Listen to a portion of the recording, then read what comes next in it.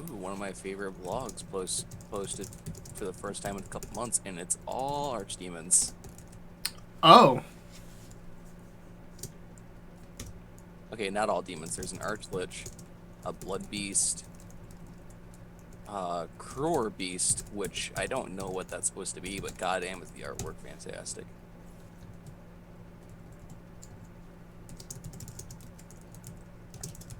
Cursed oak. Death crest 8. This all looks like something up your alley. um.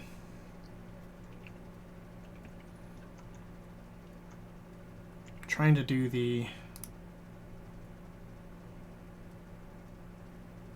Hold on.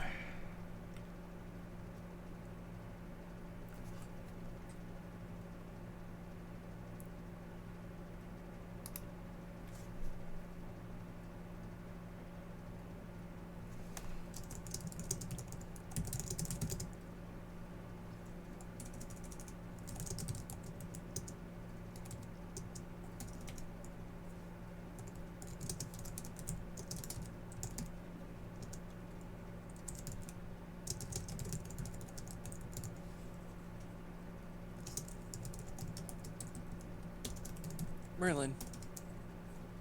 Wow. Wow.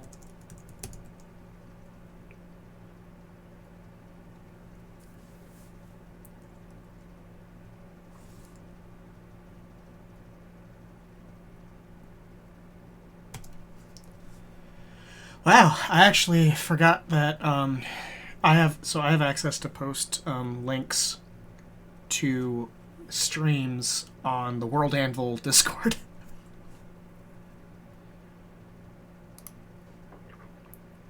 Can you guys help me out with some can you help me with some links? Yeah, as soon as I get back from getting another cup of coffee. Fantastic. That's me. Where all are you posting, if anywhere?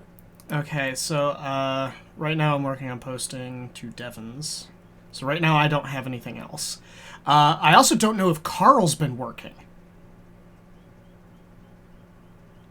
Yes. I think he's slacking. I think something broke. I think we need to have a talk about Carl and his work ethic. Listen, Carl is a wonderful bot, and he's just... I think we just didn't stream for a while, so he's caught up a little off guard. We've been still managing at least once a week. I know, but he's used to, like, 3 times a week.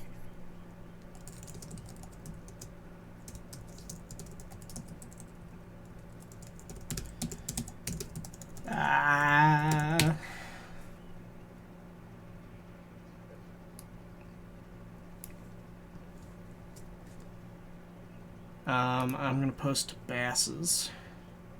I don't know where you've posted. I'm gonna hit up Smunchy.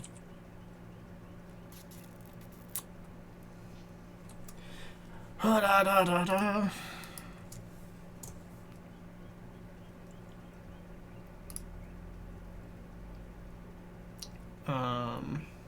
Hit up Maddie Morgs. I've got Sarah Sids. Wow. And I'm not even in Sarah's Discord. I don't. Oh wait, yeah, I am.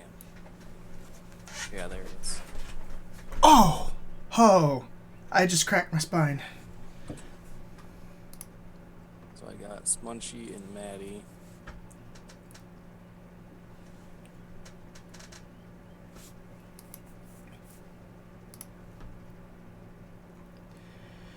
Yeah, I'm not seeing Carl. Oh. Damn it, Carl.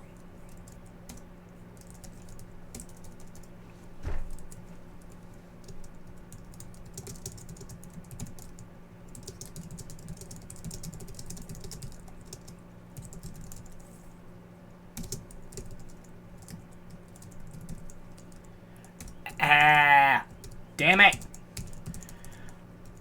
I really hope this is not, not evidence of how today's gonna go, because apparently typing just got really stupid for me. Alright. So I'm gonna open up the character character template for World Anvil. A character. You don't need to be a fucking parrot. A parrot? I'm gonna kill you.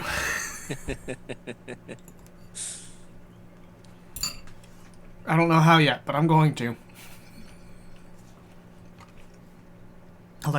Electrocution through the internet? Okay.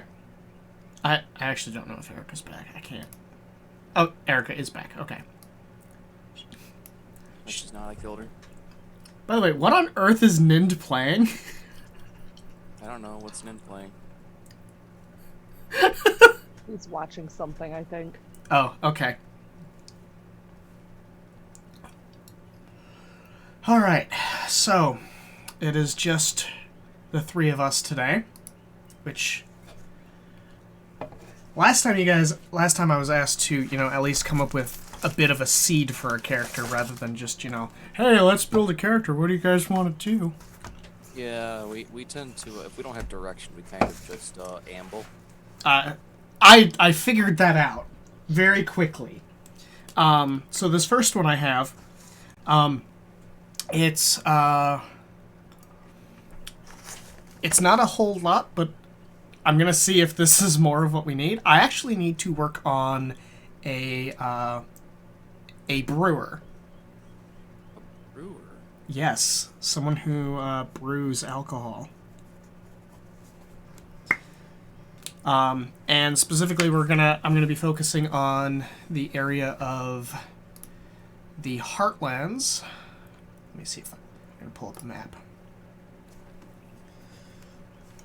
The Heartlands being kind of this area over in the north. This is kind of the, I guess what's called the breadbasket? The area where, like, a lot of farming takes place. The bread basket? Yeah.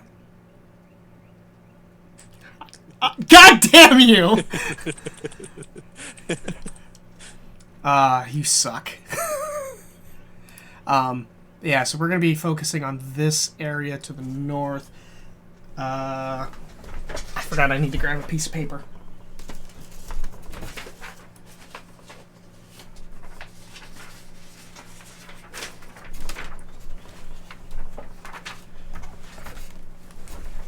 Oh, shit. Yeah, so recently, I used to have, like, that big map that I pulled out before. I actually condensed it down to this little sheet that you guys... My lighting is really tough, but basically, I have everything... all the information that I had on it before. It's a lot of shit. So it's not quite the full map, but this gives me the details of what I used that map to determine. So basically, like, all the different industries and stuff. Yeah. So, alrighty. So we've got a brewer from the Heartlands.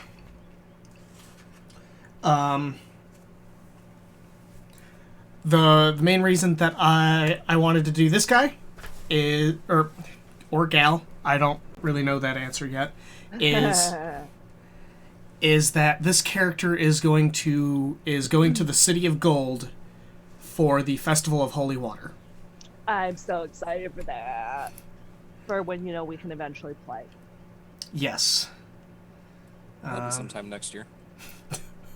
I fucking hope not. Yay! I'll be spending my 30th birthday at home. Just like last year. I spent my 28th at home. Yeah, because I had to work. Now we can celebrate your 30th on the 31st birthday. Sweet. No, it'll be this is my 29th birthday, and I'll be 29 for that. Yeah, And then I'll be 39 for the next 10 years. yeah, that's how it'll go. Yep. All I'll be right. 29. So I need. Okay, so his current location. So we actually have several cities that we can pick from, and I need to double check. So we have Alanzir. We have Gillian. Gillian is much more of a port town, though. God damn it. We have actually the city of Heartland. Dale. Thale. Can't believe I did that to myself. Devona. I have an idea. Yeah? Gale and Thale, named after two twin brothers. I have no idea. I have not done enough world building on those cities And yet. they both hated each other. What if we make a character named Dale from Thale? A character, and then a character named Thale from Dale. Oh my god. It's almost too trolly to pass up. Yeah, but you like our trolley bullshit. Alright. I'm going to put his current location as Thale, because that's where they're from. From the sounds of it, they're going to be male. Yeah. Yeah. These two should not know the other exists, and then they should randomly meet at some point. Be like, "Hi, I'm Dale from Thale. Oh, I'm Thale from Dale." Okay. So then... Jake's like, I hate you. Okay, so we're going to work on one of them, and if we have time, we'll jump over to the other one. But I have Dale and Thale written down. Yeah, and then next week you're gonna look at that and be like, were we working on NPCs or the cities? The answer's both. Oh. Employment. Okay, so I at most have that they're a brewer. Do we want to have them be like a? I think that's what we want their full occupation to be. Like, Yeah. they're not just doing this for fun. Now, Maybe they do a little alchemy on the side. I mean, brewing alcohol is alchemy. You're taking Maybe- one thing and turning it into another. Maybe he specializes in making potions that are just alcohol.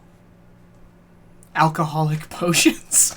Yeah, Alcohol and potion like, bottles. so like you go to drink a healing potion. Oh, that's 2 shots of whiskey. And you heal for 2d whatever damage. And or you think you do. and gain the poison condition. I mean, con Unless you're a saves. dwarf. Yeah. Unless you're a dwarf or cat all day. All right. So they are a brewer alchemist. Yes, I like this idea. Katie says identical twins, you only need to work in on one character sheet. That makes them less interesting, though. You gotta,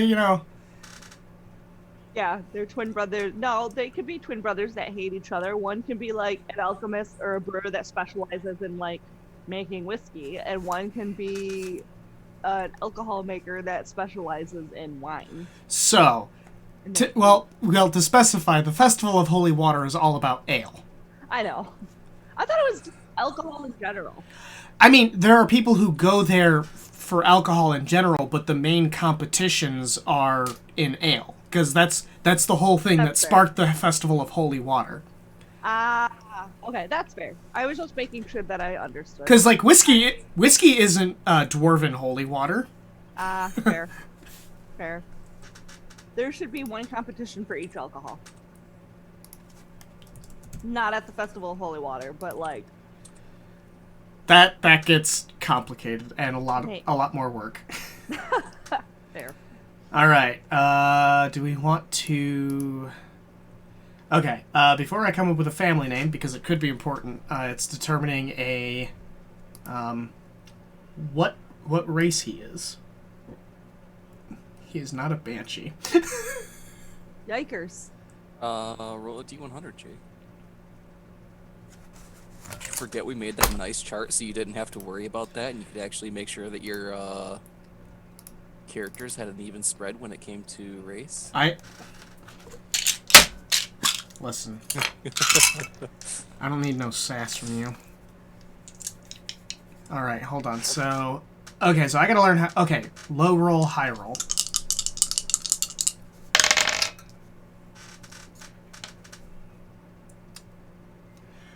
Oh! Dale from Thale is apparently a tabaxi. Oh. Okay. I rolled a 98. One alcoholic cat. One alcoholic cat who's... That is... God, that is so rare to have rolled. Yeah, that's 3%. Nowhere near as rare as Angelus or Oathspawn, though. Yeah. I know I named them something else. I just gotta figure out what it was. Meow. Biaxi. Kaji. Meow. Where's Merlin? Meow. Merlin. Meow. Alright, this is gonna take me a second. Damn it! I'm gonna mute you. Katie says the ale is actually catnip infused. I like that idea. Like, other races of the Tabaxi don't get it, but shrug. It's booze. But if he's going for a competition, Yeah. he's likely going to try to make something that everyone can enjoy. Okay. I mean, I didn't say that people wouldn't enjoy the catnip ale, but not everybody would get the catnip effect. Also, I don't think Jake has established that catnip works on tabaxi. I mean, it could be moonleaf infused ale or sunleaf infused ale. Or both. Yikers. Oh, Jake, this is the creator of Absinthe. Yikes. The hallucinogenic version. Nope. How Nakane absinthe makes her clothes fall off. Oh my god. See also one Nakane tell me. I named them something and now I don't remember what it was. Jake, that sounds like absolutely something that you would do.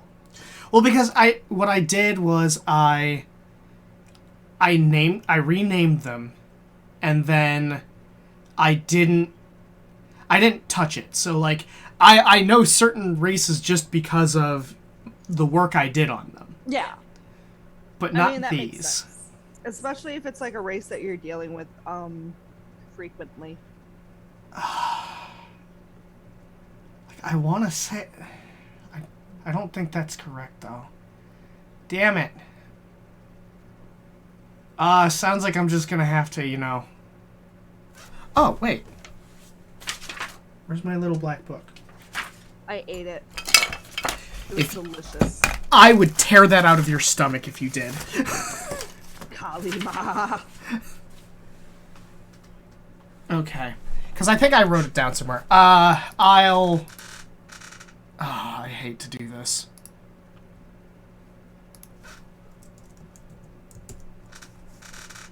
I'm gonna create and link it. The song is stuck in my head. But I'm gonna go back to that article and rename it, and then actually put down in that article cat people, so I don't forget.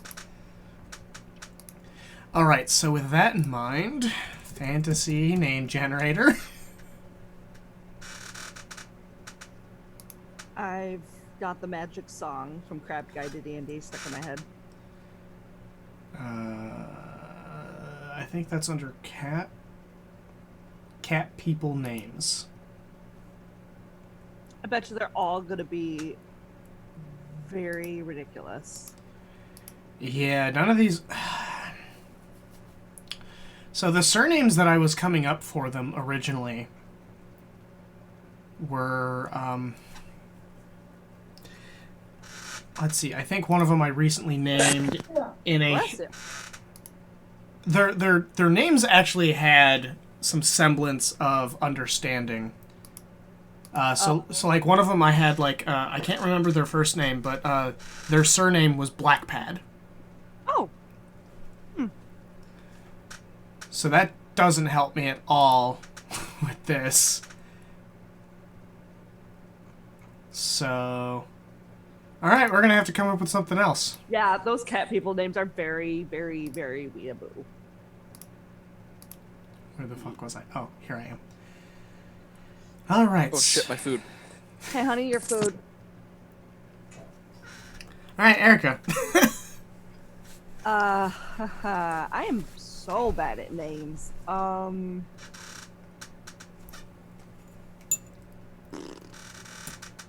I am too. It's why I use Fantasy Name Generator all the time.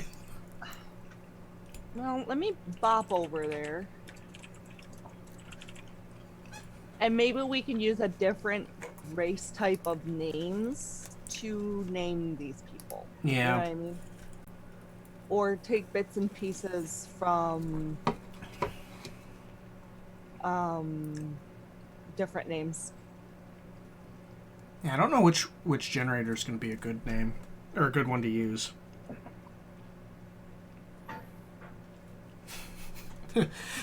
Color plus part of cat. Right?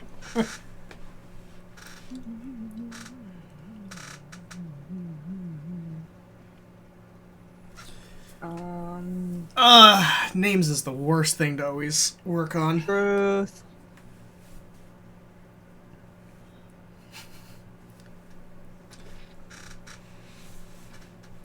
Oh, my brain just came up with a weird one, and I don't know if I want to use it. 6 toes.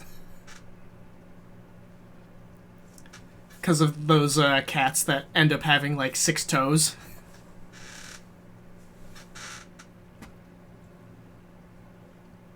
And no response from either of you. Sorry, I'm looking at names and trying to think of a thing.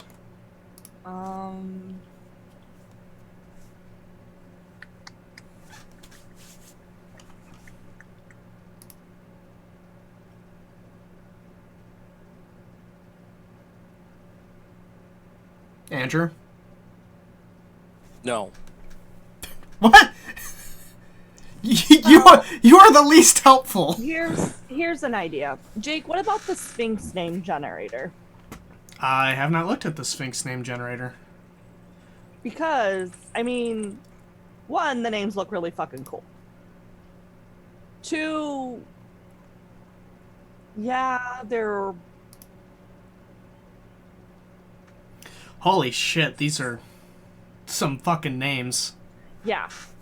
I might have to rename some, I mean, you can, like, play with spelling. Like, I pretty much use this as a guide and then use my own... Same. That wasn't the issue. It was that I was going with a naming convention before. This is going in a completely different direction. Oh, but I haven't okay. done a whole lot, so I can technically rename that character. Yeah, I was gonna say, we can always do persona names. LOL. You know what? Let's go with the Sphinx names. I mean, the Sphinx names are pretty cool looking. Just gotta find one that actually looks... And you can go ahead and, like, obviously, like, depending on the type of, like, tabaxi coat type you want, you can base it off of, like... This one is so funny! Yeah, because all the names are Egyptian. Our Speedies! It's like an... Andrew, no. What you just sent me, absolutely fucking not. I am helping Jake with names. You're grounded. Jake, someone was using a label maker, but to spell skim milk, and they spelled skin milk. Oh my god, that... Hey, Erica, do you want some skin milk? Where's the hang up button? Okay. Unfortunately, I can't lock everyone in these meetings. I just giggled because I just saw the name Nomu. Oh god. No. No Nomus. Oh, I kind of like this one. Arcarius? Arcaris? To say that, like, obviously you can like. I need more input from you guys on these. It's not just I'm also clicking around and different. Um. so I kind of want to take this one and add an extra E, so it's main seeker. Okay, then do that. I think That that's could be a surname. Oh, you could just move the E from after main into the seeker. no, because that becomes man seeker. Yes, and We're I feel building a different tabaxi. This isn't Jack. Now calm down.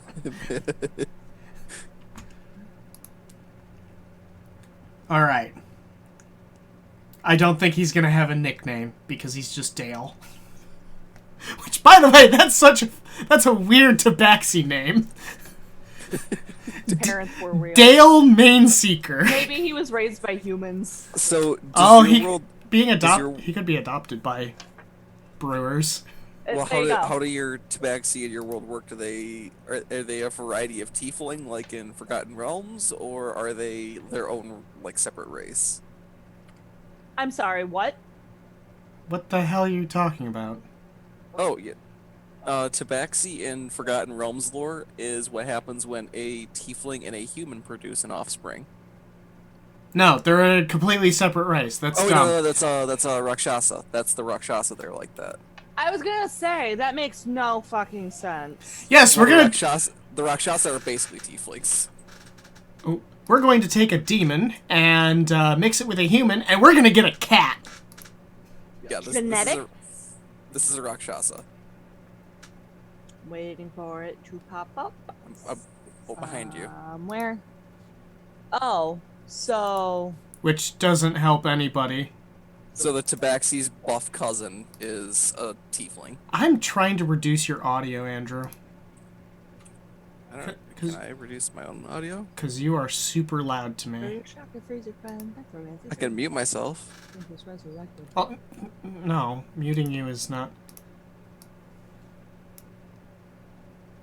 Oh, no, So, don't... Where are my settings? So this is the Rakshasa that, Oh, God, I keep forgetting about their backwards hands! Your eyebrow game is strong today, Erica. That's what Katie says. Is this better? me Jake? all the time. That's all I can pretty much do because Bailey left me alone with thing 1 and thing 2. Yeah, it's much better now, Andrew. Okay, I found the audio settings. Okay, cool. But yeah, and then in Forgotten Realms lore, a abyssal tiefling is what happens when a hag and a human reproduce. Yeah, that's not how it works in my world. Thank you. That's weird. No, in my world, the tieflings are descendant from an original from a demon or a devil. Yeah. Through usually human genetics. Yeah. So. Because shenanigans. Largely because of the reign of the Demon King that. Yeah. Shenanigans. Genetics. Jake, Genetics are Rakshasa hands shenanigans. Yeah, Rakshasa are just fucking weird. Okay. So we're putting it down that Oh. Dale. Or a cat. We're putting it down that Dale is adopted. Perfect. I like this idea. Did you see that, Erica? Yeah. Bara. No, the Rakshasa hands. The thumb's on the outside of the hand. Oh. I mean, technically, this is the outside of the hand, too. Outside of your body. Oh. Oh. All right. So he's adopted. He's adopted by humans. It's a village, not a city. He's a tiger. He can do whatever the fuck he wants. Like, rip your face off.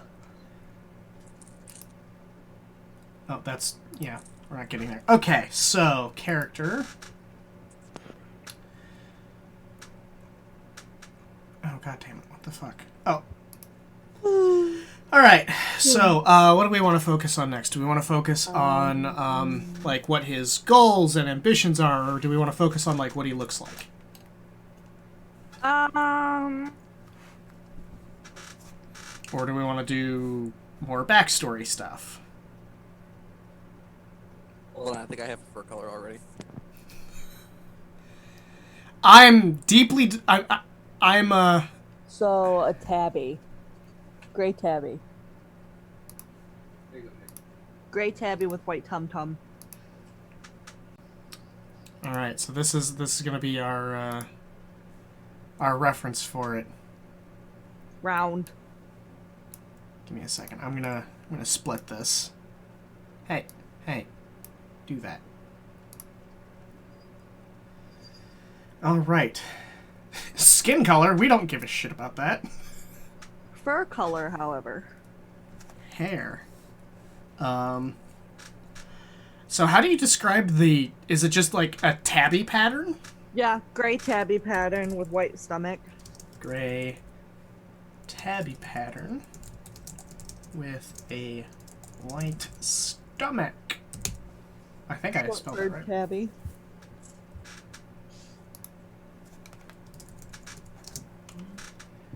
All right. So height is going to be weird because there's something I wanted to do with Tabaxi that I thought was going to be funny. So yeah, they're bipedal, but I wanted it to be the fact that if like they were hanging, like they'd stretch like a cat would. Because it's one of my favorite features about cats is you pick them up and they just stretch. Right. So I think we're gonna have to do his height when he's actually just standing, not dangling from something. Oh god, that. Hey, speaking of cat, there's a Zia up on that edge. I love that you turn around. She's like, you know what? On second thought. All right. I don't know how tall to make Tabaxi. Aren't they like 4 feet or some shit like that? They're really, really small. Well, I mean, that's the thing is that like there's a difference between like D&D lore and this lore. Like I can do whatever I want, and I really haven't made too many Tabaxi characters. So.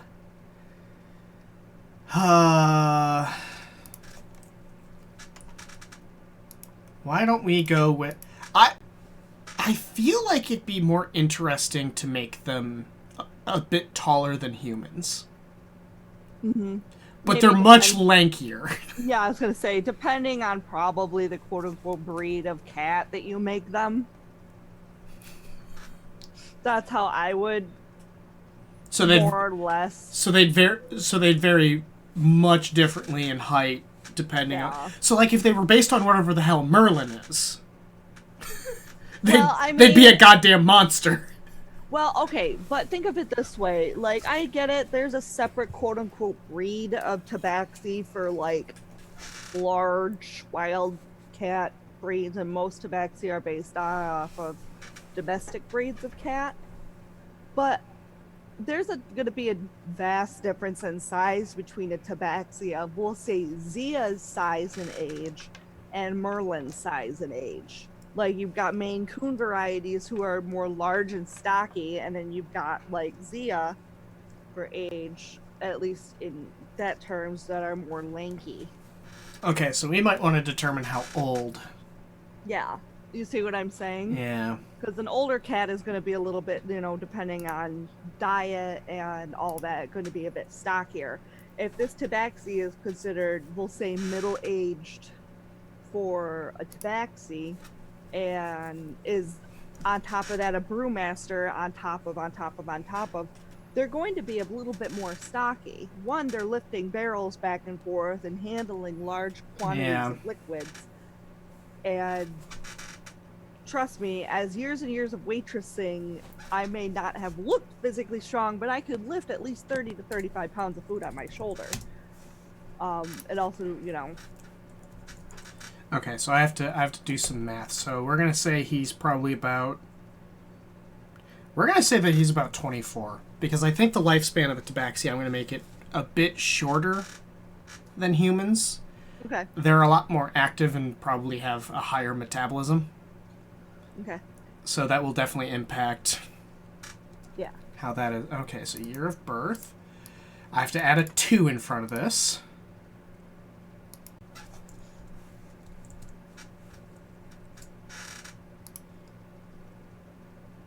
Alright. Alright, so with that, with him being a little bit stockier, let's, do we want to do, like, 5'9"? Perfect. And...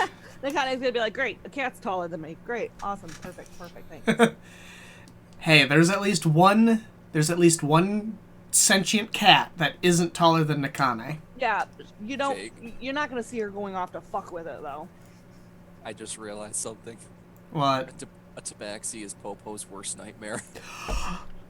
That's amazing. Fun facts. Dale is the reason that Popo is afraid of cats. Smiley face. Even though I don't think Popo has been anywhere near Thale. Right. That is way too far north. Yeah, but it'd still be really funny. Not that any of the viewers really know who Popo is, because we didn't stream City of Glass. No, we didn't. Which, given all the But shenanigans that happened, Popo did show up in that is true. Into the Serpent Strip. Yeah. Because he showed up with Flynn. Oh, which by the way, for the I really need to take down the bit goal because I actually reached out to Sarah, and I think in like a week or so, she's gonna start work on the group character art. Yay! I'm including Flynn as it, but I'm requesting her to make him as a ghost. No. Do him like an urn on the counter, and it just says Flynn. That doesn't. Well, you guys don't have an urn of him because he got Thanos. Okay, a knapsack that we put his belongings in, and it just says. I would. We sold all his belongings. Yeah, you did. I think. Actually, no. There's only one thing I think you still have, and I think it's the immovable rod. Yeah, I think we kept the immovable rod because we were like, nah, fuck this. This is useful. I cannot believe the number of different checks I've had to make for inanimate objects because of the stupid immovable rod. Alright, so... No. Hit me. Stand there and scream. So actually, I realized that since he's adopted, Main Seeker is probably not the right name we should go for. Fuck. But It's Dale Earnhardt. no. No. You can go straight to hell. Thank you, Jade. I'm already there, buddy. What's that supposed to mean? Oh, damn it, no. There's no good response here. I'm just gonna stay quiet and hope I don't get murdered. Because I think there was there was a medieval surname generator or something. God damn it.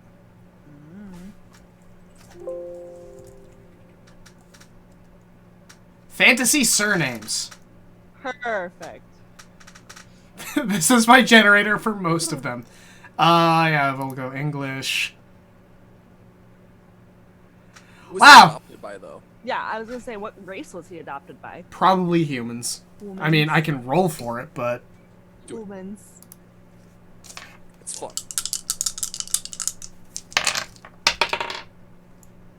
Unless you get something like obviously ridiculous and shit like that. Humans. I actually rolled humans. I rolled a 78. You're old 78? That's not how the chart works.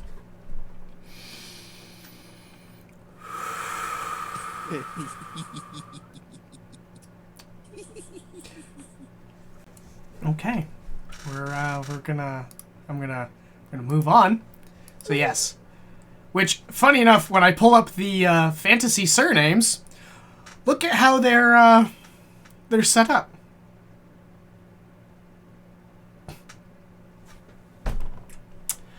Main Seeker might not be a bad one. Jake, What? gotta go with Icewind. Icewind? Yeah, Why?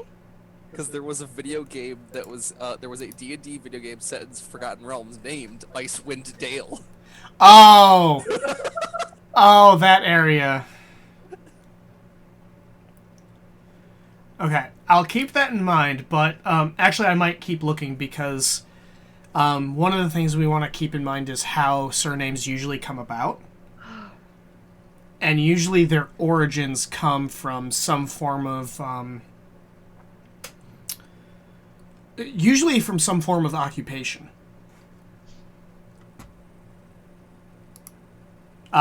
Like a common one, smith, being basically some kind of blacksmith. What about Dusk Sprinter? First of all, I love this last name. That's amazing. That's a very dwarfy name. I'm actually gonna write it down because I don't want to lose it. Boulder Ripper. It's the orc nickname for Grim. Boulder Ripper. Barley Forest. Hey Jake, how do you like Titan Dust? That's incredible. I actually really like Barley Forest. Yeah, I was gonna say barley can be used in a type wait, of hold on. alcohol. I might have a better one for brewers. Yeah? Cask Grain. Cask Grain? Yeah. Ooh, I do like that one. Yeah, good job, honey. Dale Cask Grain. Oh fuck, that's gonna be a pain to Yeah, pronounce. that KG is really tight. We can actually there's an easy way to do it because languages evolve over time. Cask Grain. There you go. Perfect.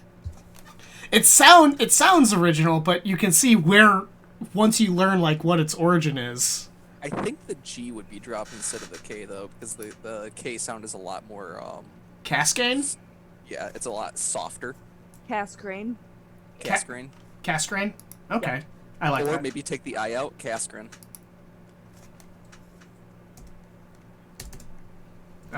Casgrin? Okay. Dale Dale? Casgrain. I like that. Dale? Casgrin.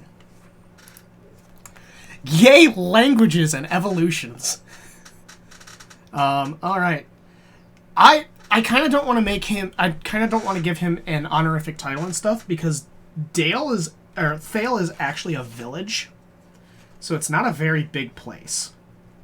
The only... But if he's traveled for competitions, he might have a like a pseudonym he goes under for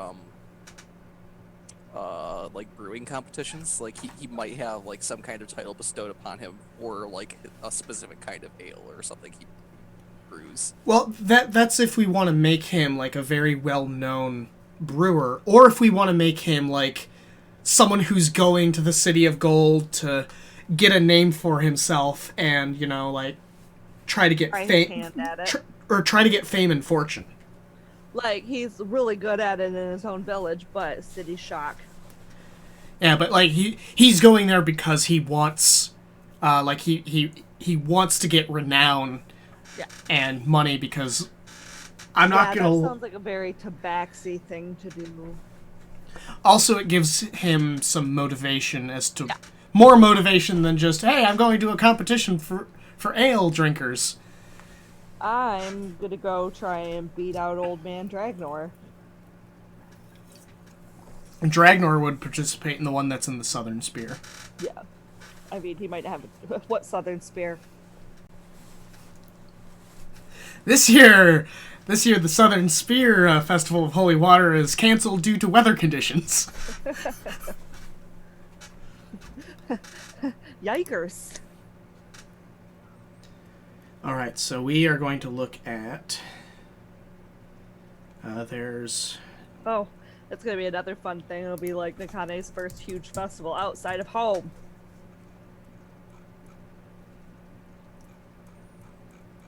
hold on. Personal motivation. Jade, weather conditions. Truth. Okay, so his motivation is to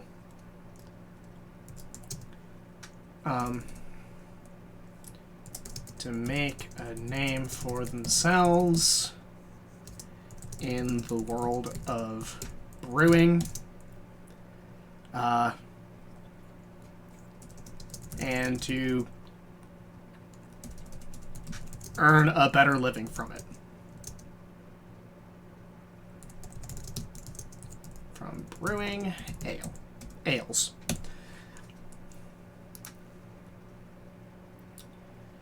All right.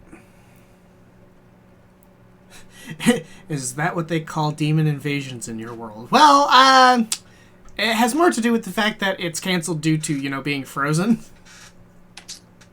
Yeah. And I can't imagine Dragnor got too many of his materials out of the Sandy Hydra before it froze over. Yeah, Nakane's going to be mourning that for a while. That's alcohol abuse. And Jake did it. Oh, that's alcohol abuse on a incredible scale. Okay. So, one thing we can get into is his general physical condition, and features about him. What does this cat look like besides a tabby? It's not a description of. Shrug. I don't know. Is he bulky for a cat? I mean, does he lift? I guess this is a good point where we have to decide whether he's going to be a strength or intelligence character, because on one hand, he could be just a really big guy that's he could be a himbo. And just be have giant muscles, and that's how he carries things around. Or if he's a really high intelligence person, then he would create his own a tow dolly to pull barrels around and things, so he doesn't have to lift them. Strength would probably be his second stat though, because he's living in a farming town. yeah. But deciding whether or not he's more strength than intelligence, that is a very good question. I almost want to go more intelligence based because I really like those kind of characters. Same. So I would say lean muscular. Mm-hmm. Yeah. While Dale is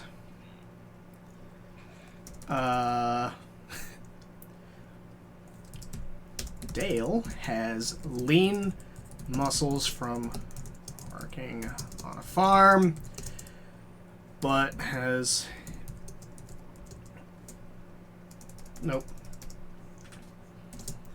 He probably doesn't have too many major injuries or anything. No, probably not. So not really any scarring. Or wouldn't consider, because I like trauma. What if a barrel was dropped on his foot when he was young and he's got a prosthetic lower leg?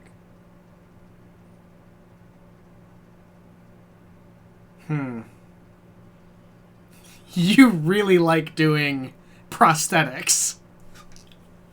I just think they're neat. I feel like for a farmhand that would be pretty devastating. Yeah.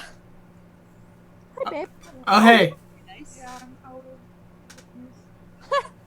of Oh, so are we going to be getting a Bailey here? I Yes, don't know. but they won't be joining us on camera. Oh, okay. Their camera's having a problem. No, they just don't want to make you reconfigure things. Oh, no, I set it up so if someone joins, it fits properly. Jake said you're more than welcome to join, but he's already set it up. It's just if then someone else shows up, then I have to reconfigure it. Yeah. It's set up for 4 people. Jake has it set up for 4 people.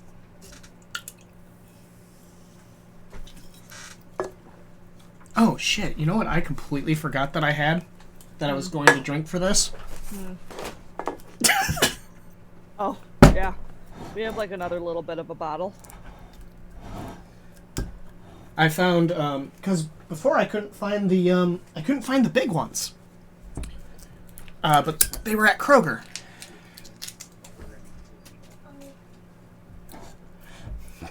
Damn it.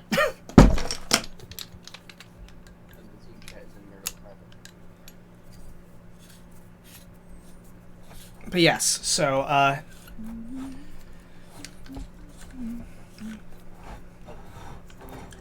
Andrew's helping Bailey. One moment. yeah, I can hear. Ugh, damn it.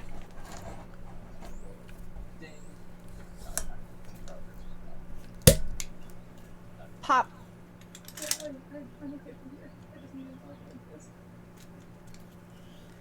And just to double check. Yes, we're good. Ooh. Broken. I don't know if your computer can handle also watching the stream that's in the recording room, Bailey. Because I actually have it so you can see my screen live instead of having to wait for Twitch.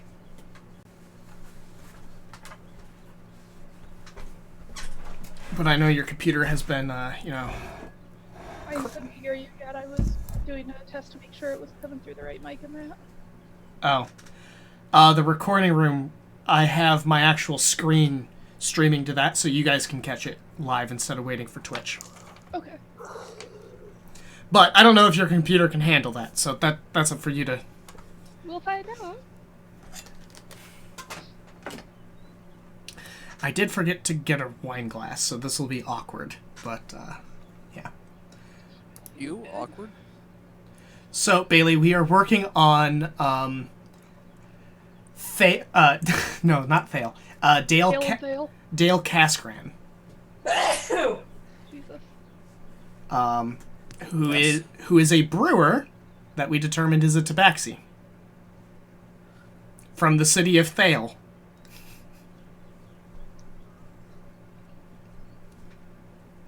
Because we're gonna make things ever so fucking confusing. So, is the other one like a dog person? I don't actually have dog people in my world. Why not? Because I haven't gotten that far.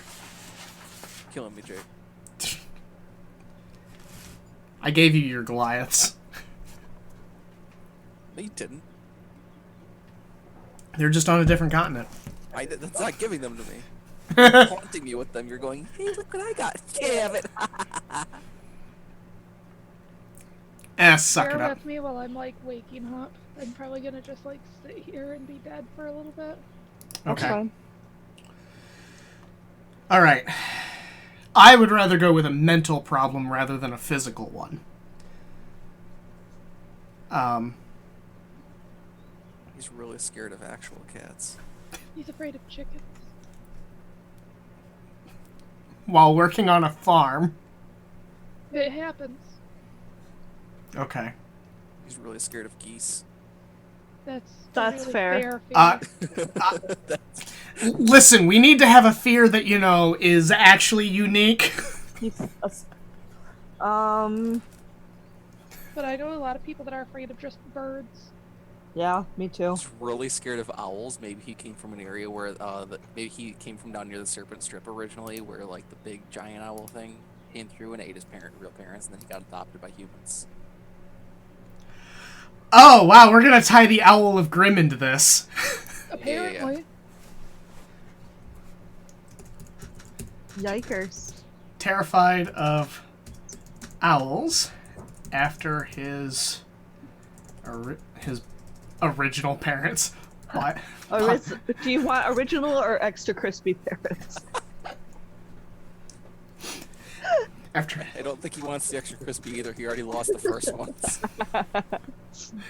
after his biological parents were killed by an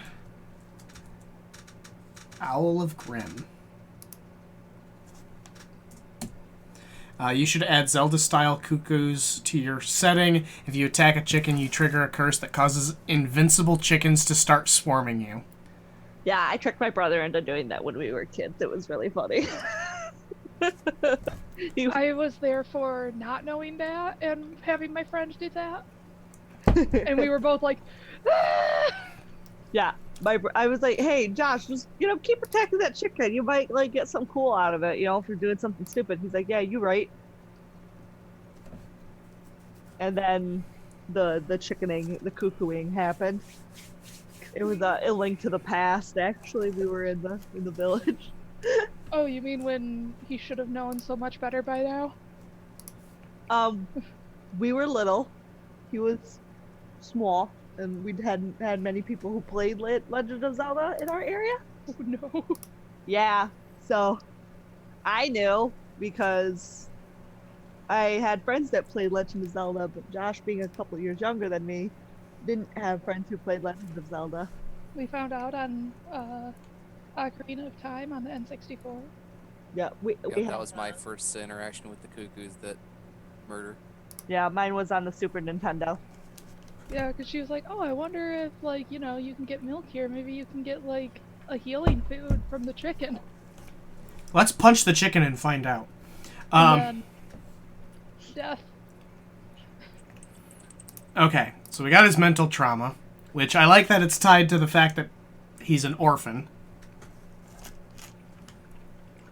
Because half of the people in your world are orphans. That is not entirely true. People just do that because they don't want me to have access to their parents. Hey, I gave you access to Alina's parents. I gave you a parent. You did. You killed the other one on me.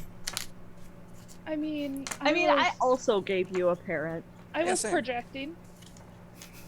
Yeah, you have both your parents. Aldrin has both his parents. Yeah, Yeah, I know who they are. that's true. Yeah. Most people don't want me to have, Besides, I gave you extended family to torment. Not only did I give you parents, I also gave you siblings. Well, I set up those siblings so they would actually survive so you could play them later. Except for Karen and Aldwin's little sister. Well, that was because you talked about the backstory for that one. Yeah. And I had to let you guys live that backstory.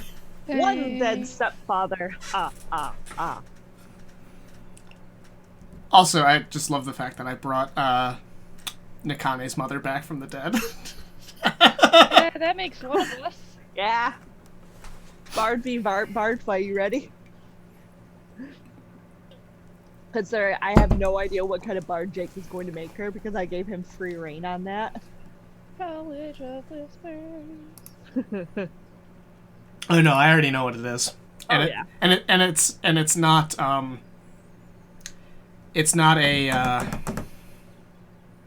Standard. yeah, it's not a standard it's not a standard class. Jade says, "I'm so sad not even one of Grimm's children were sold to the Fae." Wow. How to get neutered by a halfling in 3 easy steps. Oh, Jake, you would have loved it for the Shadowrun game. Yeah. We're doing RP, and everybody got very into this MMO that doesn't exist.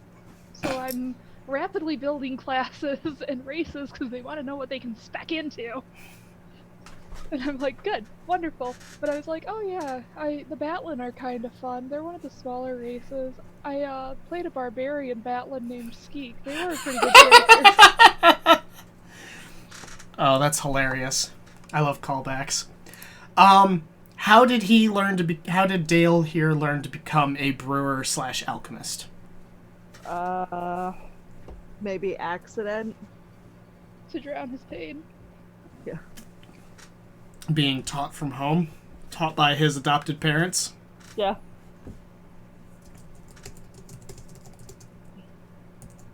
Which, we don't even have it. We only know that they're human. Yep. Bread making gone wrong. Yes, what Katie said. Bread making gone wrong. About brewing, he picked up alchemy on his own. Yeah, self-taught. Using books, that he came across. You know what? Actually, that gives me some really good ideas for for modifying what his look is like. I feel like he probably has a few burns on his hands. Yeah. Maybe like small missing patches of fur from having the Bunsen burner turned up too high or something. Well, Places that are just the wrong color. some patches of fur near his face are just kind of like blackened a bit. Perpetually scorched. Yeah. He's Seamus. My eyebrows finally grew back. Um, I'm going to need another feather here, Professor.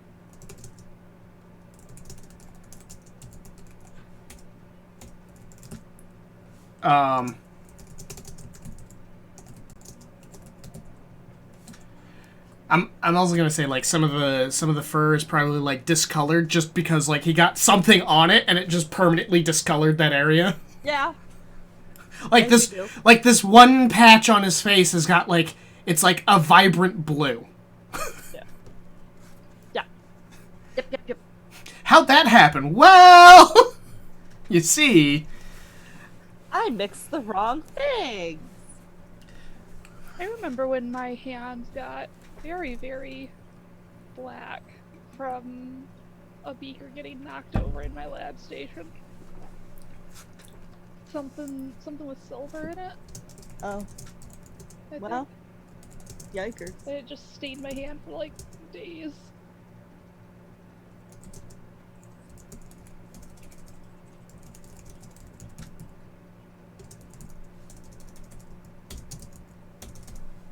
all right, that gives a little bit more. Um.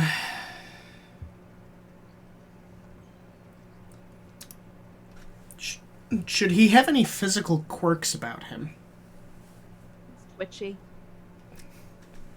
I wouldn't go. That goes good with alchemy. No, He has ADHD. sounds more like a mental quirk, but It often presents with physical symptoms. oh yeah, that's fair. Like fidgety when he's excited. Plus, the hyper focus would be good for alchemy. Yeah. Oh yeah. Yeah. Like somebody else that I know. Okay, you just called out a bunch of people.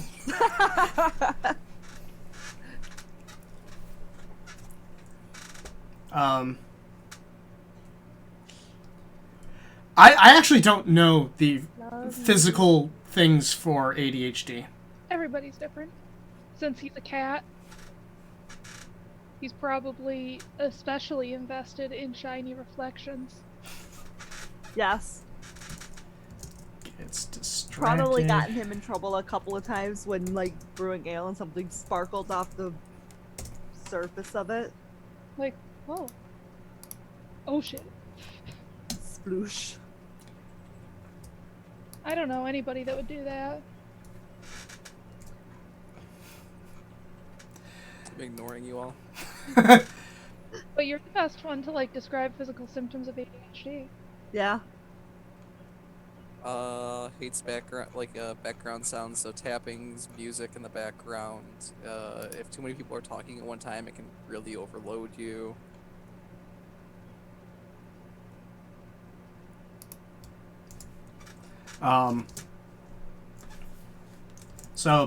So from what I heard from that is like it's easy to get overloaded with outside stimuli. Yes. Yep. Oh my god. This is gonna make me introducing this character so funny. Yikes. I'm excited. Why the fuck did it capitalize the E in he?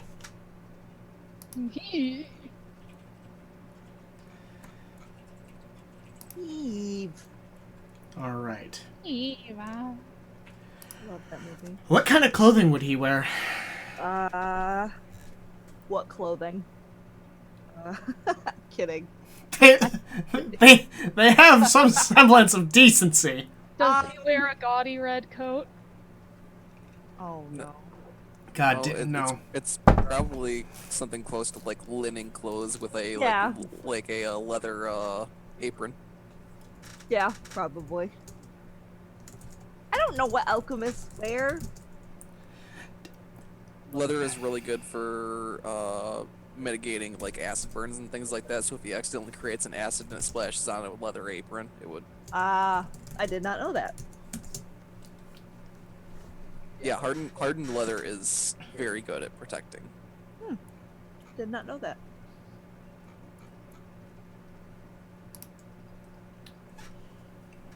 So we're actually managing to get through Dale faster than we were. I already forgot her name. Dog lesbian. Yeah. Yes, the dog lesbian. All right. Let's see. God, I can never remember the savvies and ineptitudes. What the fuck is the difference? You're good at it or you're bad at it. All right.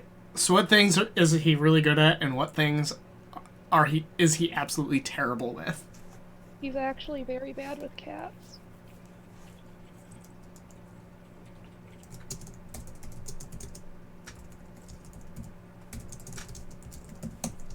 All right.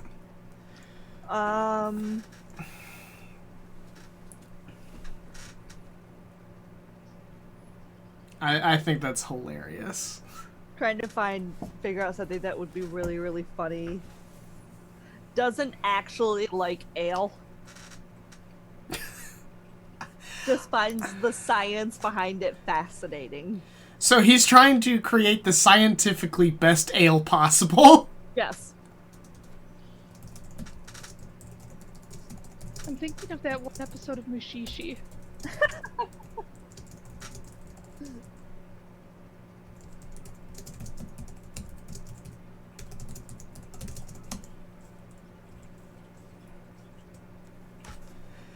All right.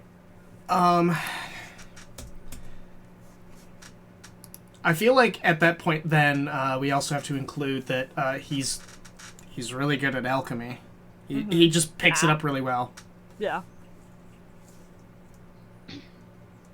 He's managed not to kill himself doing alchemy, self-taught thus far.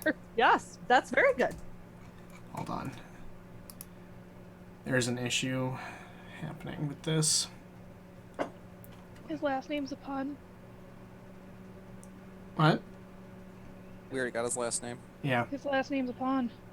Yeah, we know. I just found out.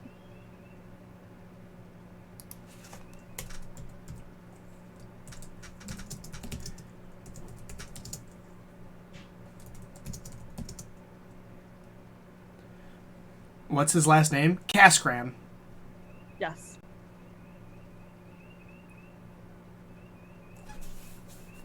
It was a net. So we took a name, and we started removing letters.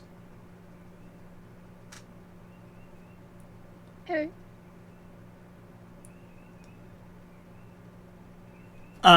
No, it's here, I'll spell it.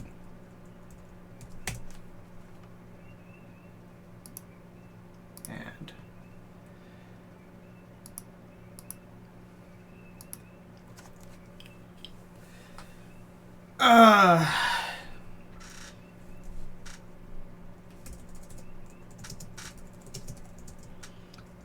I will be right back because I gotta go to the bathroom.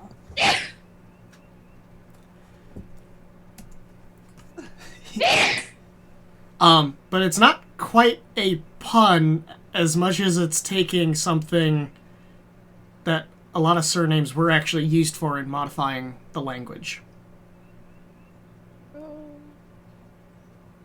Like Smith. Yeah. Like, So, I don't want to hear the argument of like, oh no, it shouldn't be related to his occupation. He was raised by brewers. oh, see, I'm not going, oh, it shouldn't be related to his occupation. I'm just going, oh, god damn it. How is it a pun? I'm completely missing this part. A cask of ale. That was the whole point of it. It's not a pun. That's just his name. But it's like if I go the ale cask. Yeah, it's not a pun. It's just his name is named after his occupation. Yeah, Smith isn't a pun. I don't think that you're understanding what I'm. I No. understand. Like, people that worked with iron often ended up with names that were like modeled after that, but it wasn't a pun. That was just their name.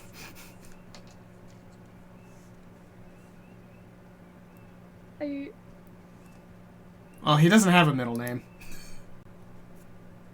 No, but Oh. Oh, because his first name's Dale. D ale cask. That only makes sense if, you know, you ignore the fact that D is separated from ale. I think it's funny. Okay. Anyway. Okay, so far for his likes and dislikes, he doesn't actually like the taste of ale. He just enjoys the science behind making it. Do we have anything else for him? Anything else that he likes?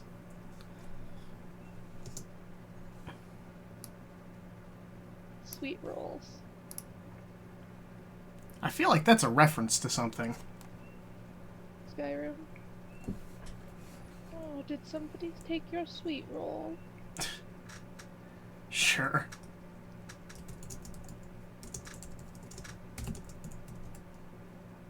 I'm gonna make it more generic. I'm gonna make it pastries.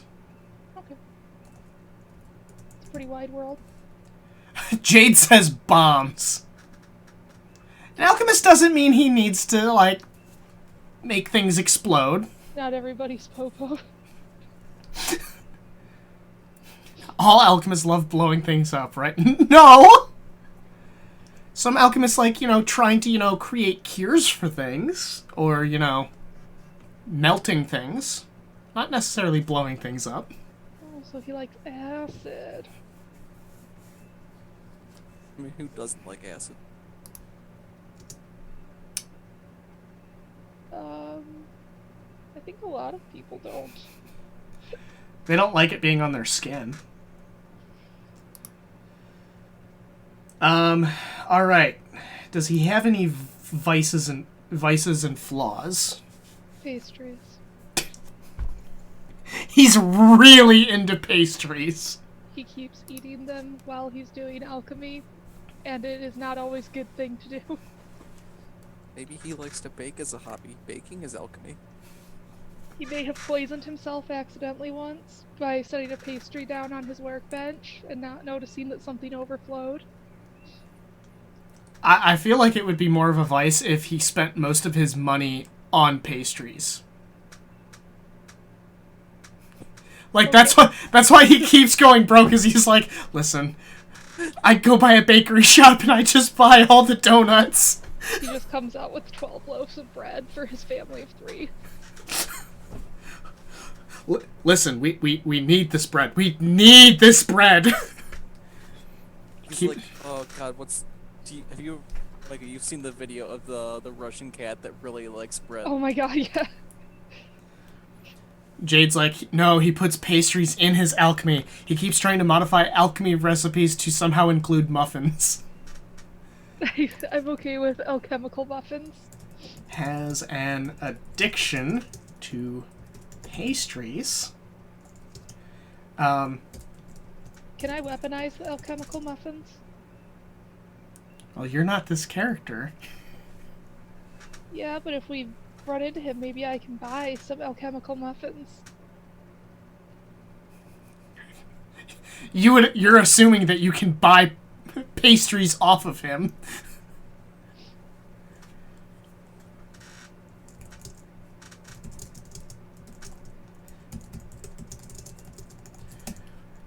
Which I now know what ale he's going to submit into the competition.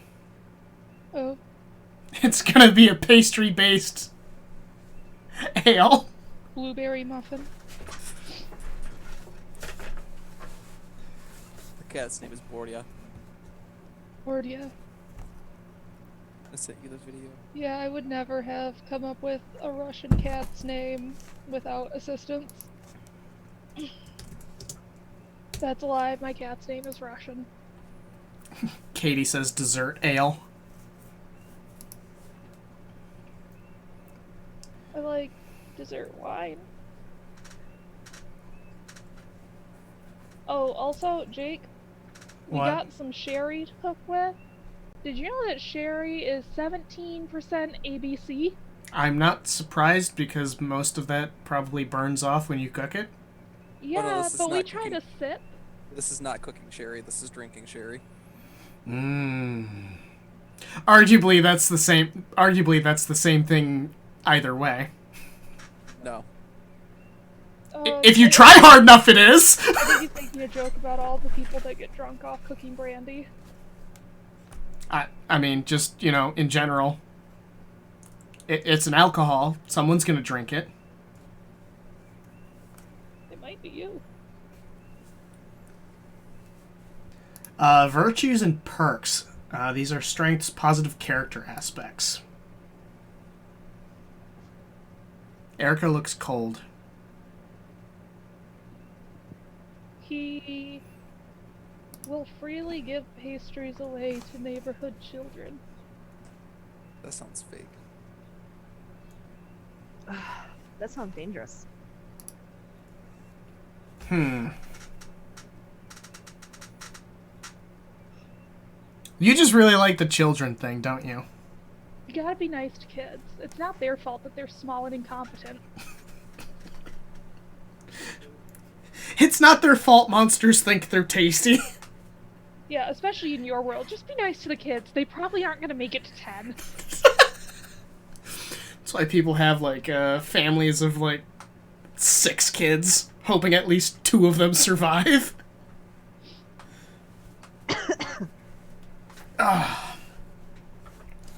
Alright. It's kind to children.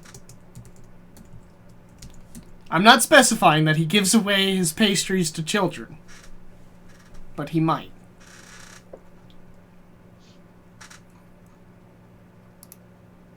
What's his hygiene like? I feel like it can't be that great. He works on a farm Yeah. and is obsessed with alchemy and pastries. He's probably cleanly. Like, he probably washes a lot, but is always dirty anyway.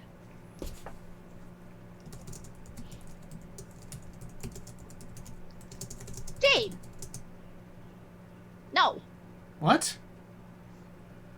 Jade, sell any extra survivors to the Fae. That's my job. Oh, how does it feel to have a character that loves kids but is also indebted to the Fae? Hey, Diadems. Like I said, I'm not gonna force any kids to join the Fae. Yeah, hey, Diadems. I will. I mean, you can try.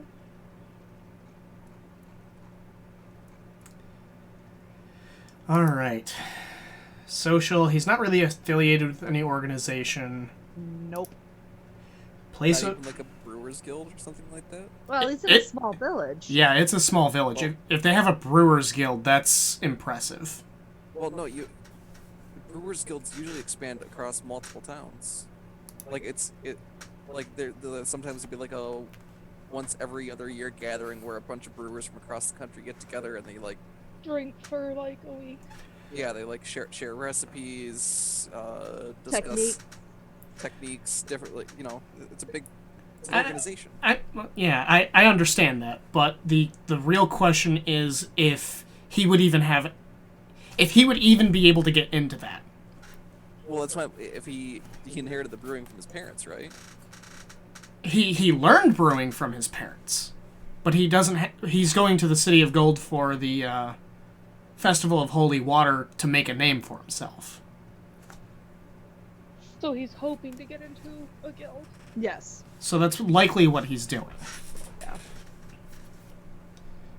Place of birth. Hold on.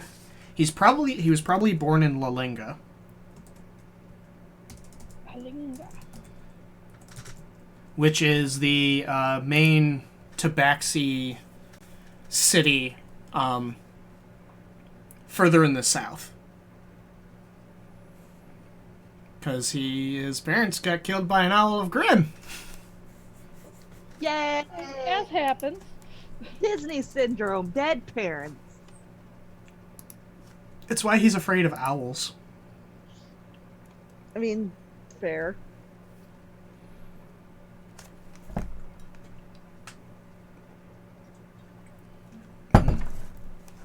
Alright, so we got these. I'm on the social tab at this point. Wealth, he probably doesn't have a lot, because, I mean, that's part of what he's doing, is he's trying to go and make a name and some money for himself. Yep. That and he keeps buying cake. Not wealthy. Even with his parents being a part of the Heartlands Yeah, no kidding, Jade. Brewers Guild. What? Jade says, be careful or he'll steal the position of protagonist from the party. He already has dead parents. So do we. Kind of.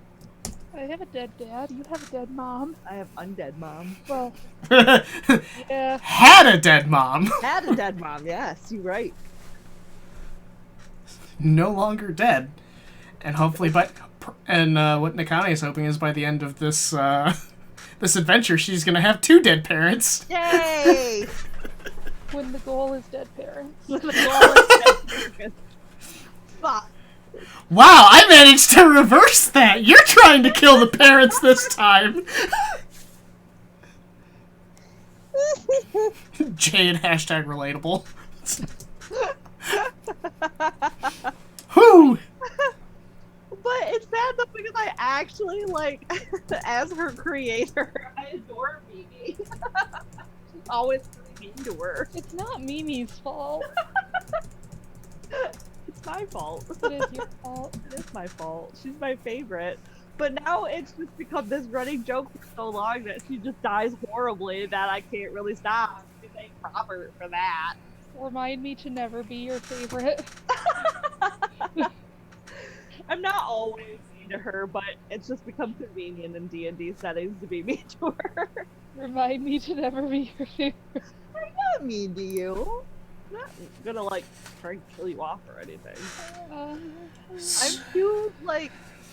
Okay, try imagining Midoriya killing somebody, like, try to imagine me killing somebody. Like, I'd be like, no! Hey, Jade, watch it.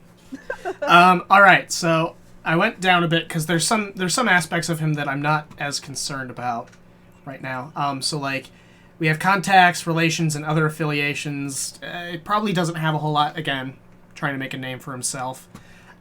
Family ties, yes, he has human parents, but I'm not sure that they're all that important for too much of the story. There's some brewers from Thale. Besides, who goes there? It's like going to Floral. It literally, the town is only known for farming. They also Bad axe. so they have one church there. It's the Church of Temp, and they have 3 shrines. One to Suno, one to Wyrno, and one to Blinn.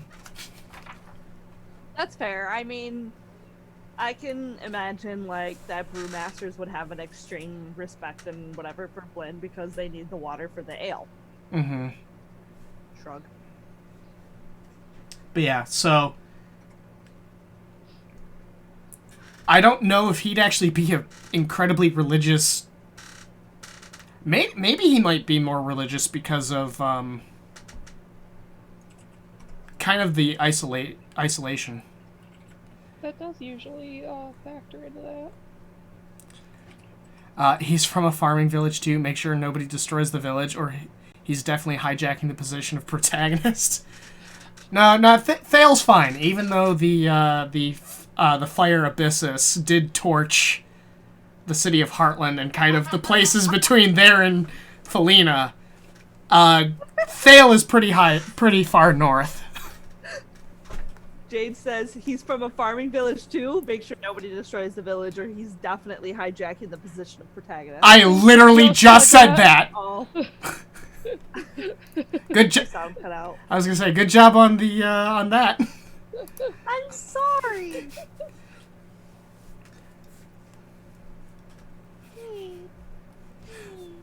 All right, so religious views. So probably a little bit more devout.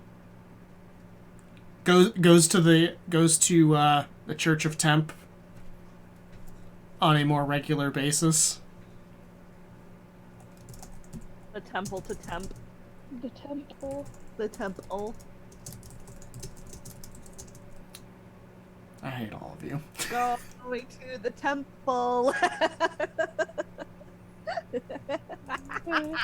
Wanna get drunk. What they said. I really love the temple. And getting drunk. Which means he if he has the chance to go to a Church of Blinn, he probably does. Oh yeah.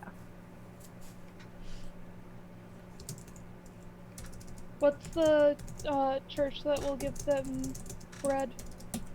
Where now? Probably goes to where now too. That's a little bit different. That's not so much the religious view as much as the pastries. Yeah, bread here? That gives a whole new meaning to let's get this bread. I'm still really embarrassed that I had to have that explained to me. Oh. I really didn't understand. It took me a minute to figure it out, but then one of my coworkers just figured it out, or just said it so much at the beginning of his shift that I just figured it out. I was like, why are you saying that? What does this mean? I can, however, see a short adventure where a heist is taking place at a bakery.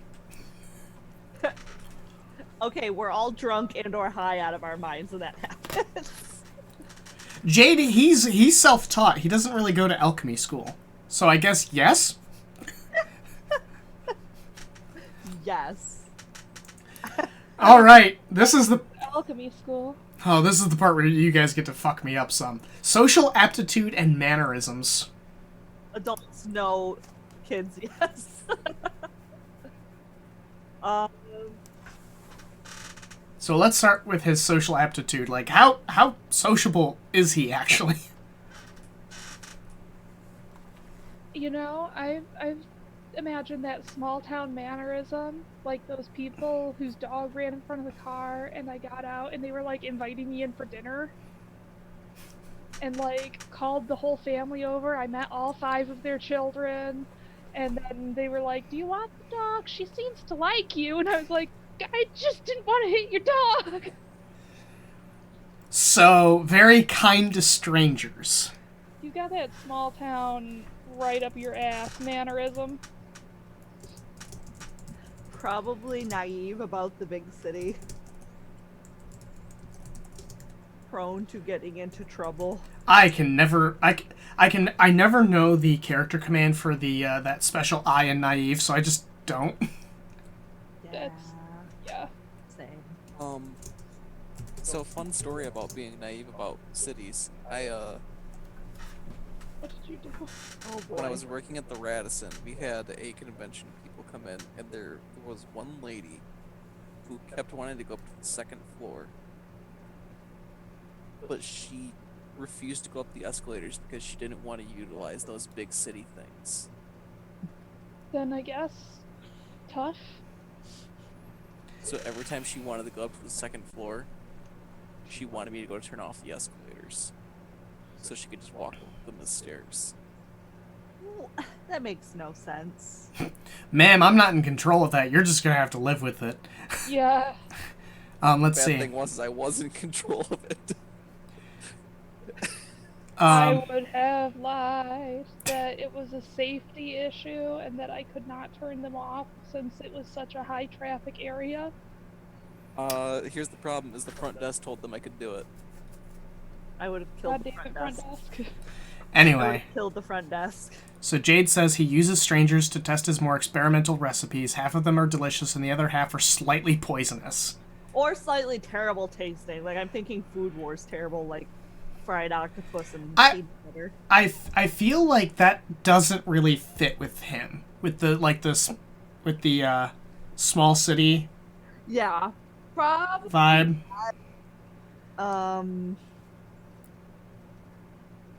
Jade was like, yes, I was thinking of Food Wars.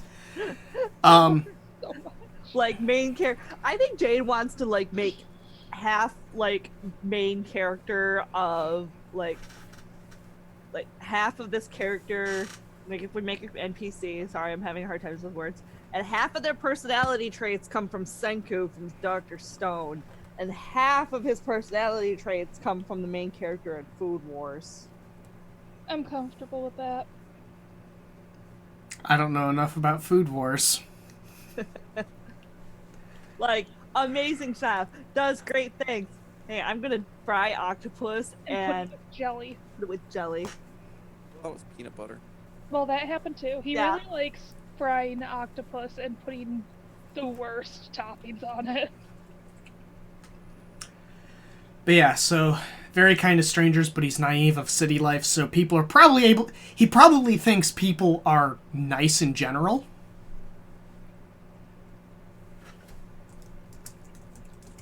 Well, they are, kind of. Yeah, there's just, some people who are complete asshats. But yeah, now it's mannerisms time. What, this says here, which are the habitual gestures or ways of speaking or behaving of the character?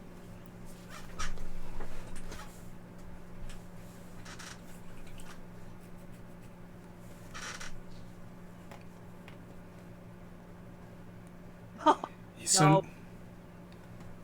He's so naive, he gets the blessing of Plas. That would be tragic for him.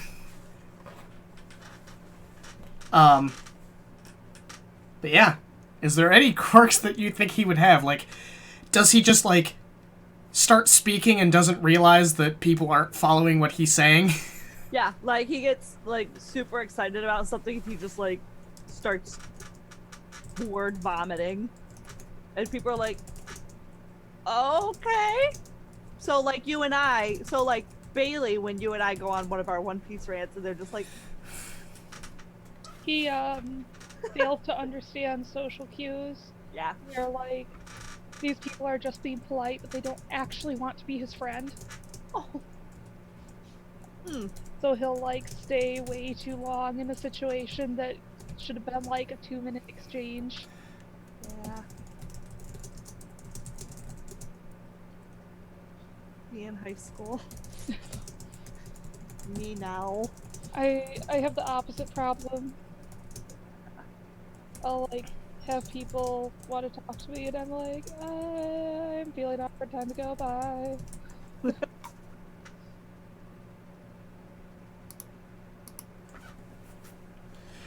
Alright, Jade says, how did that actually happen to Myth? Actually, I don't think I ever heard the story. I think Jade missed that episode. Yeah, that was in...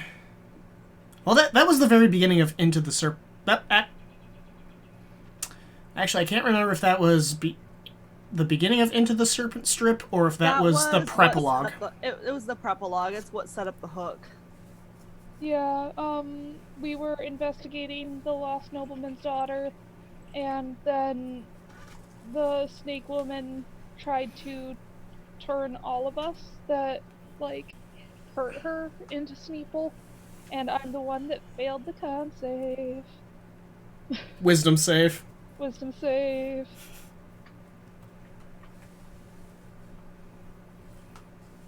So that's how that happened.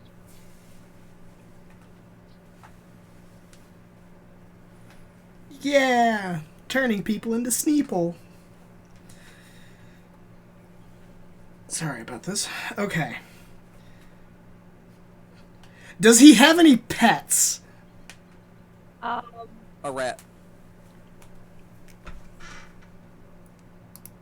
I Dog. accept that or a bird. Well, he's got problems with owls at least, so there might be he might be more inclined for a pet rat.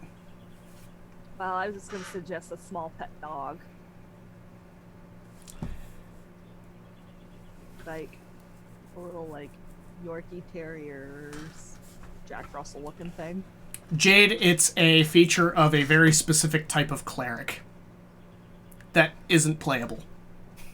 What? Jade says, wait, they can do that mid-combat? It's that quick? That's terrifying. Oh, the steeple thing. Okay, I thought we were still talking about our tobacco Yeah. Keeper Master, and I was No. really confused for a second. Alright, so this is like pets and hobbies, but, I think, having a pet rat is... It's only special Sneeple that can Sneepify you. Yeah. I was just unlucky. Repeatedly. What is the pet rat's name? Test subject? No! Oh. Tiberius. Waxaw. I don't know how to spell any of those. Which one do you want? Nippers. I have no idea. Mr. Jingles. Jade's like, I like test subject.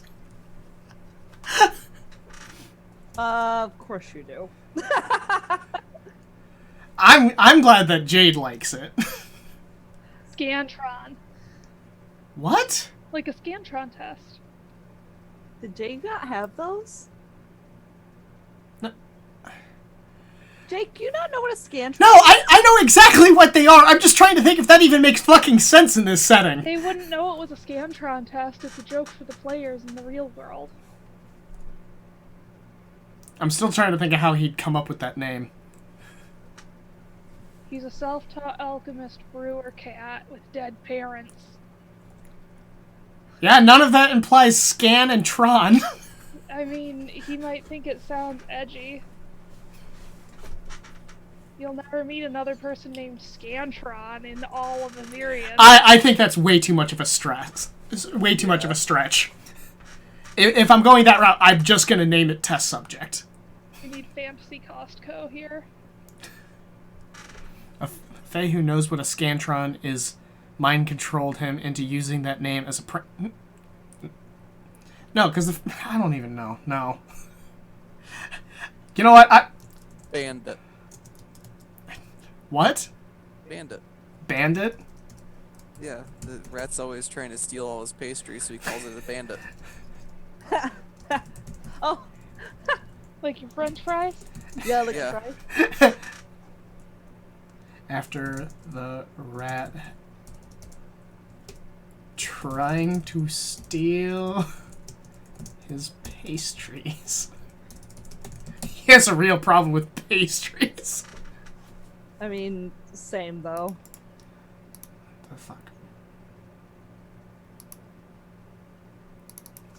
Oh my god. After the rat's desire to steal his pastries. Oh my god. Stop trying to change the punctuation, Grammarly. You're stupid. Speech, tone of voice, dialect. What? Nothing. Yeah, that's a load of bullshit. It's not something you want on stream. You don't. All right, well let's get back to this. All right, tone of voice, pitch, accent, dialect. Like how does this Tabaxi speak? Andrew should come up with it. Yep. If the dude's got ADHD, he's got a stutter. Oh, that'll be easy for me to do. Katie says, in cat puns. I'm not doing the has wares if you have coin. Don't stress me out. Oh my god. Katie. That's your wife. I'm aware that that's my wife. Look, Katie, I got him to do it where you could hear it.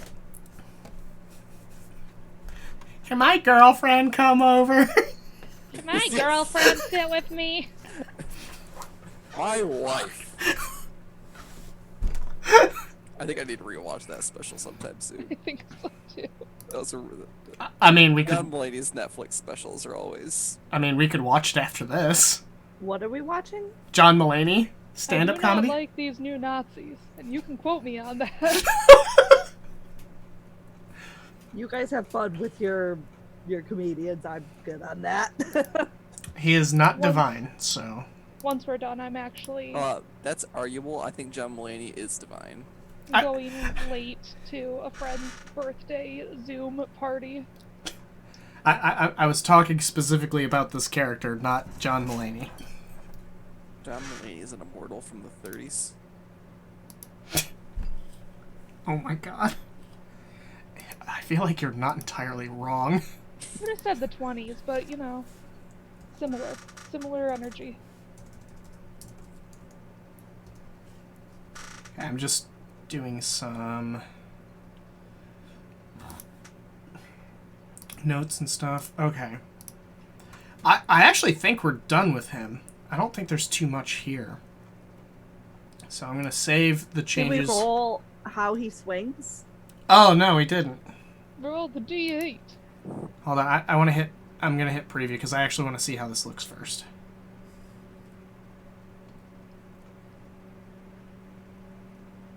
All right. This is this is long. All right, let me go to... Is it mental? Sexuality. D8. I rolled a 3. That is pretty straight. I'm just, pulling this up first. Is incidentally gay. Incidentally homosexual. Okay. I like women, but I mean, it could happen.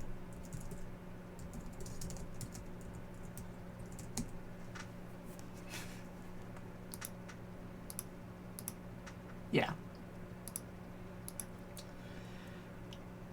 Oh, I guess I never put, like, if he has any taboos. He really doesn't understand how people eat frog legs. That's like the grossest thing in the world to him, and he thinks less of people that will eat frog legs.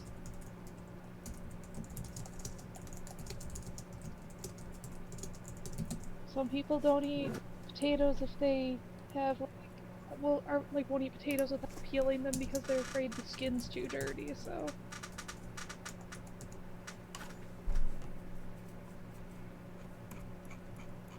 Alright. Yeah, I think we're done with this character. Mm-hmm. So I'm gonna... He can't stand people who dislike sweets. No, he actually loves people who dislike sweets because that means he can eat more of them.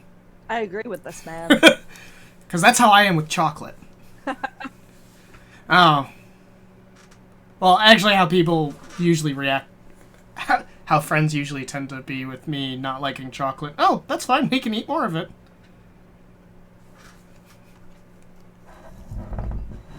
Alright. So, we could work on another NPC because we didn't really work in the whole other character, which is fine.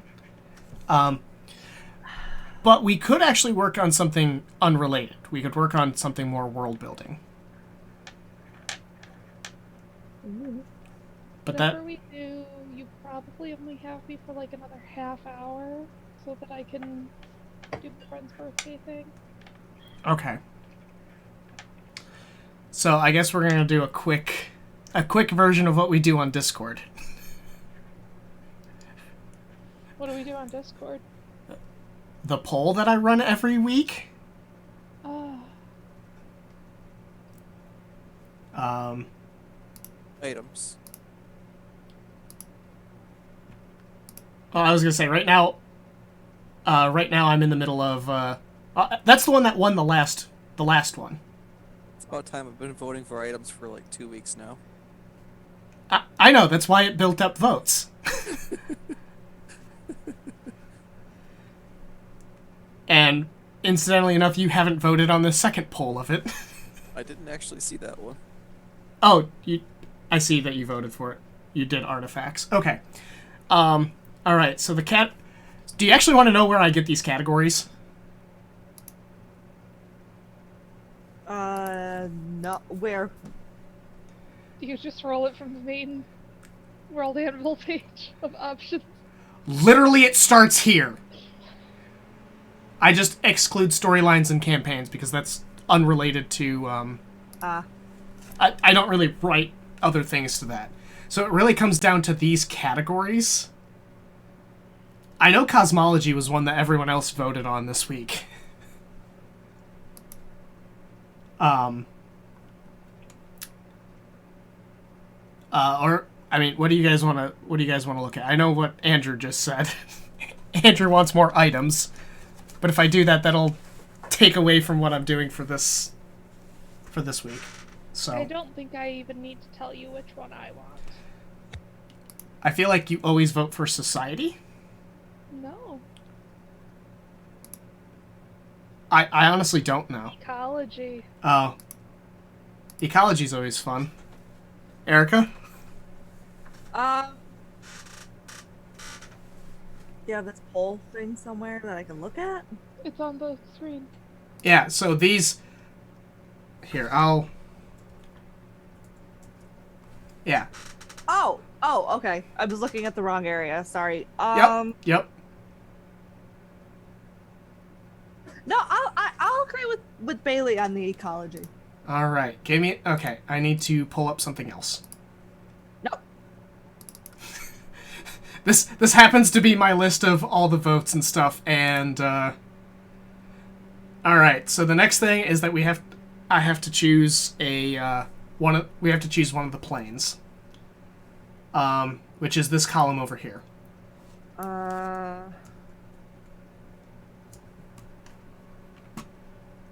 Elysium. Elysium? Oh god, what do I have over there? Arborea. Oh, I actually don't have anything for Elysium right now. Whoops. Yeah, that's weird. Arborea, I think I've got one thing in Arborea right now. I demand a frog. You demand a frog. Hold on. We don't actually have to do a frog. I was gonna say, I don't have any frogs currently. So yeah, there's a lot of things in these planes that I realize I just don't have. Because I haven't really gone into those as much. Jake, is Alithia a Dark Souls reference? Is what? Is Alithia a Dark Souls reference? Not at all. What am I remembering from the first one? Where was that lady from? I have no idea what you're talking about. What lady? The one that you can bust out of the crystal golem.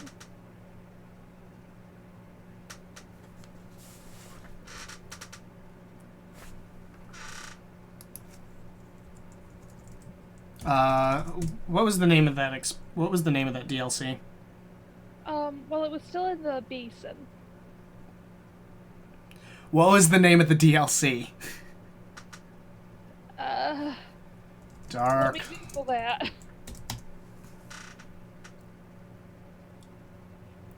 Artorias of the Abyss.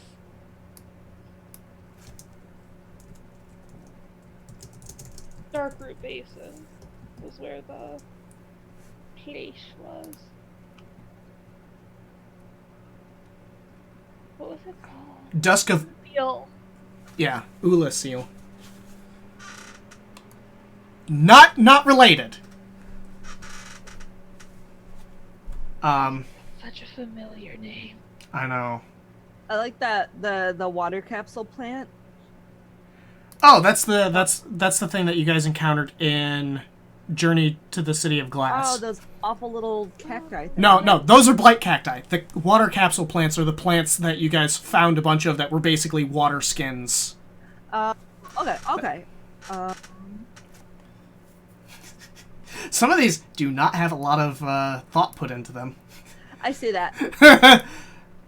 These are just like, listen, I wanted to make some carnivorous giant plants.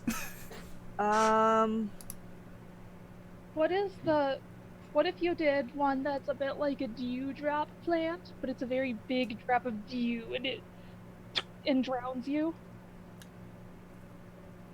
Are you... Hold on. Okay, we're gonna... Dewdrop plant. I know that isn't actually its name, but it's a carnivorous plant. Yeah, carnivorous dewdrop plant.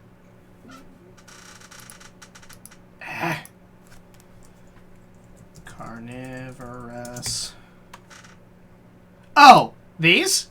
Yeah, so what if you have one of those, but it has, like, a big drop of dew? That is literally what this is. Sticky stalk plant? Yeah. Because, I mean... Are you doing a bunch of little drops or one big drop? I was still... At that point, I was still doing a bunch of little drops, but... The whole point was it was going to, you know, wrap around you and... Yeah, it curls up when something touches one of the stalks, and yeah, there's a picture of it right there. There's a lot of pictures of it. Oh no, I was talking about one I further love up carnivorous plants. I think they are so cool. the curled up part. Yeah, your monster's right next to it right now. Right.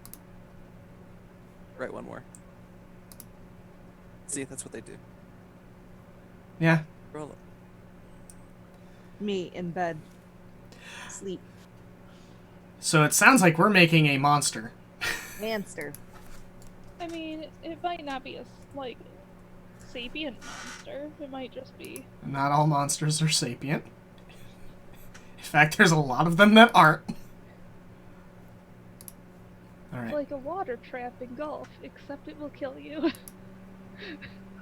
Yeah, kind of like that giant plant, but it looks like an island. Yeah, Jake. The Oasis. Oh, that was so worth it. Really wasn't okay. I don't care.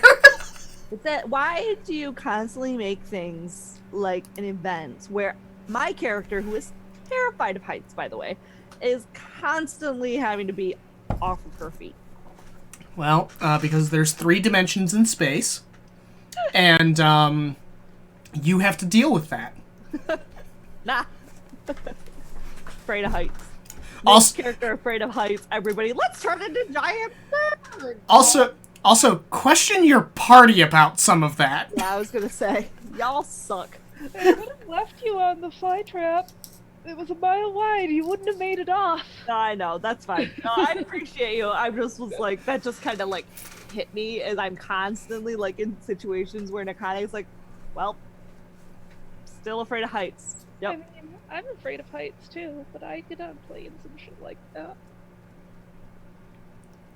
I think that's a little For me, bit... it's more of a fear of falling than anything. Like, I don't like that sudden. The sudden stop? That and the yeah, that and the plummet feeling. Alright. So, we got a monster. Yeah. Katie says, I'm not afraid of heights. I'm afraid of the pain of falling. I'm really good at falling. Alright. Yeah. So one of the things I like to first figure out is where I'm going to put this thing. Jake, you should make a gravity monster.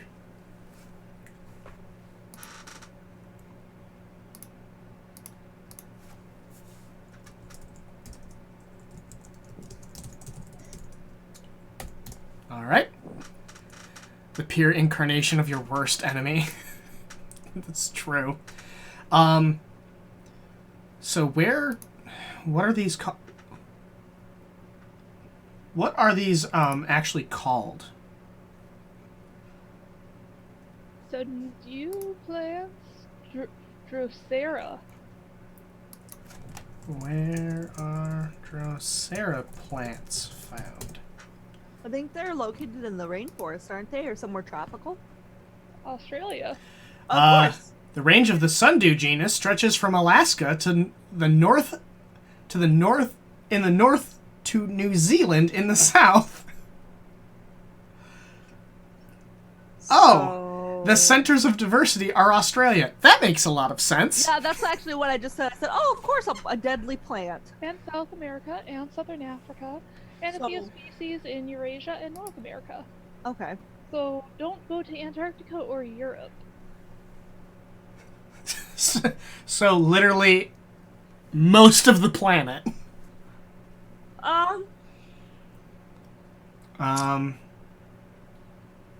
Habits. Subtropical sundews. So for the most part, I could put this anywhere. Yeah. Which is convenient.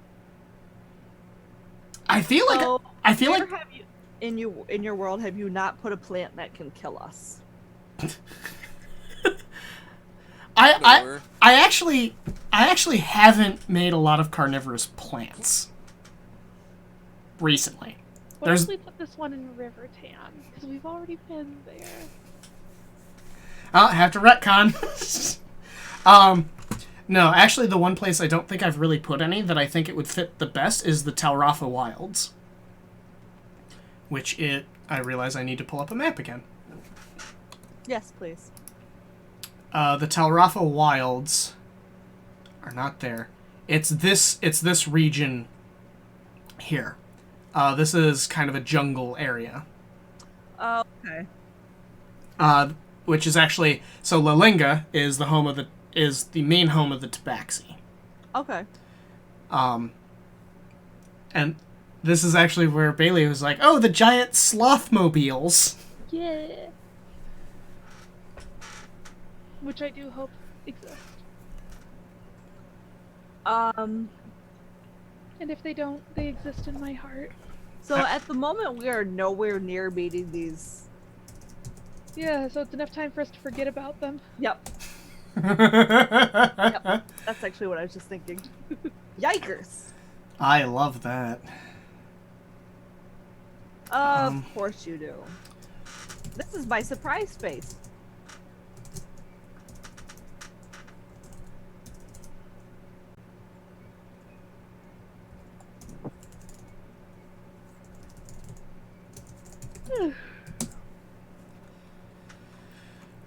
Dietary needs and dietary needs and habits. Let's see. They eat by. They should eat the blood flutters. Those are in the desert. Damn. They eat by waiting for prey to walk near and capture them in a bubble of sap. Imagine a dewdrop plant big enough to catch the big blood flutters. Imagine a dewdrop plant big enough to catch a Tuskar. Yikes. I mean, this is big enough to capture. Why are you all like this? This is big enough to capture a person, so. That's why I went up the size. A lot of Hellcats. They probably would attempt to. They probably would try to catch a Hellclaw, but the Hellclaws are probably a little too quick for this. Yeah.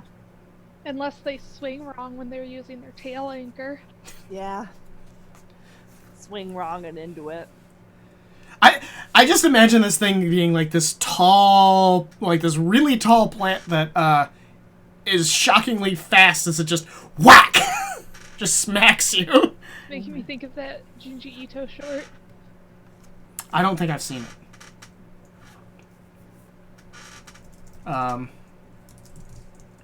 They prefer to capture. Oh, corrected my spelling for me. They prefer to capture animals.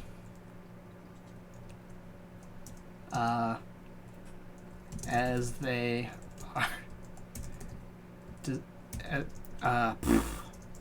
Words. and dissolve them in the sap. It's like an acidic sap that just... This is like an ooze attached to the end of a stick. Maybe it's a cousin of oh god, gelatinous cube. This is where gelatinous cubes come from.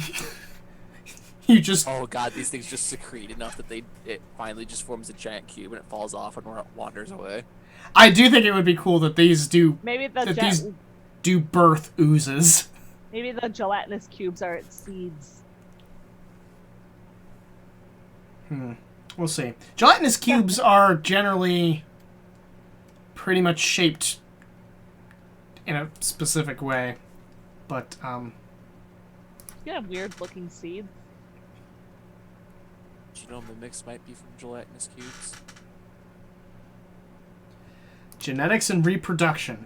Oh God, how do these things reproduce? Reproduction. Probably some sort of plant way. Self-fertile. Yeah, they're self-fertile. Their flowers will often self-pollinate upon closing. Oh, they have flowers. Speaking of flowers, our tulip bloomed outside today. I saw that.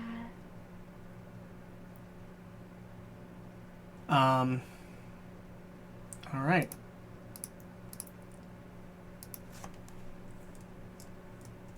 They are self-pollinating. They're self-pollinating. Yeah, good enough.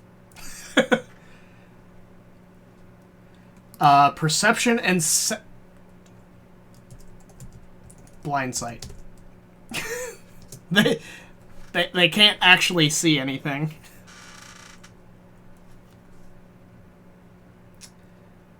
Anatomy and morph. Okay, we'll get there in a second. I actually want to come up with a name for these things. The dewdroppers.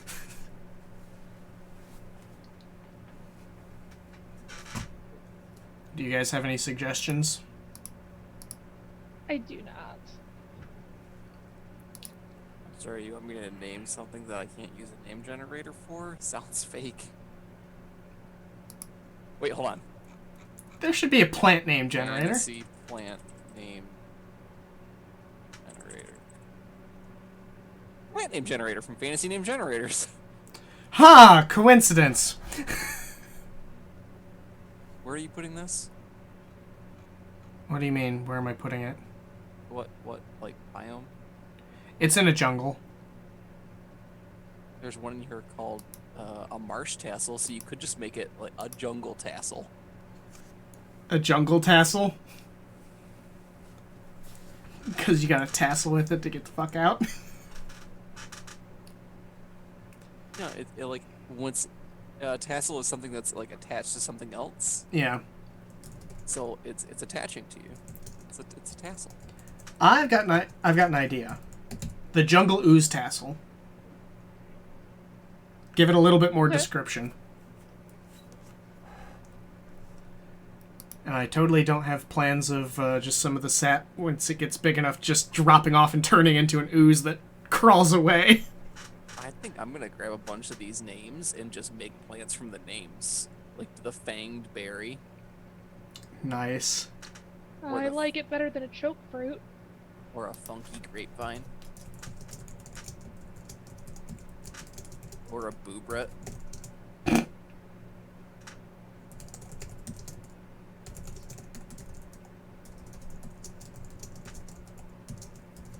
This sounds like the name of a really mild tea that a Karen would really enjoy. Urban Mint. Urban mint. Oh, is that the ones that you find in urinals? Jake. I quit. I'm leaving. Bye. Oh, that's funny.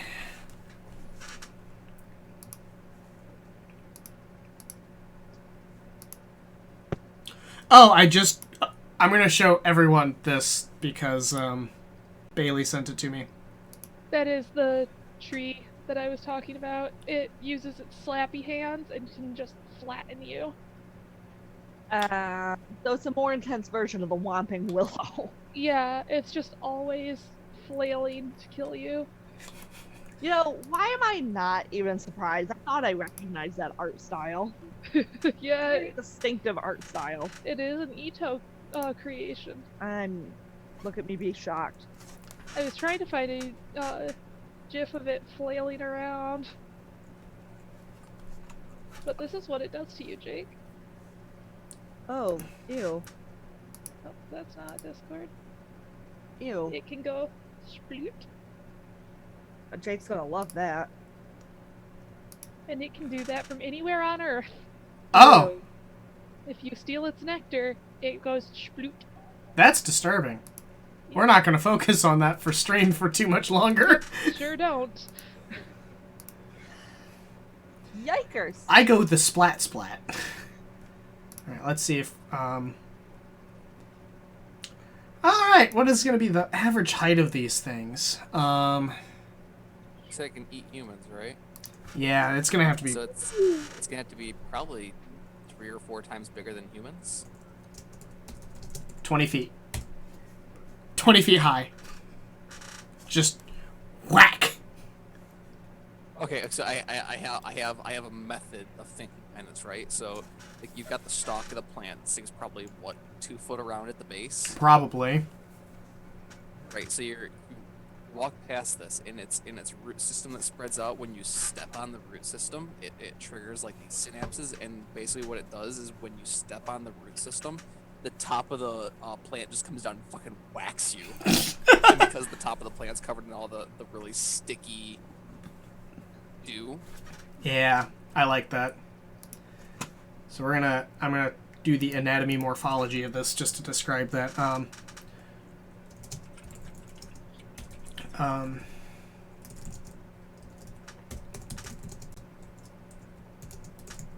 The jungle ooze tassel has a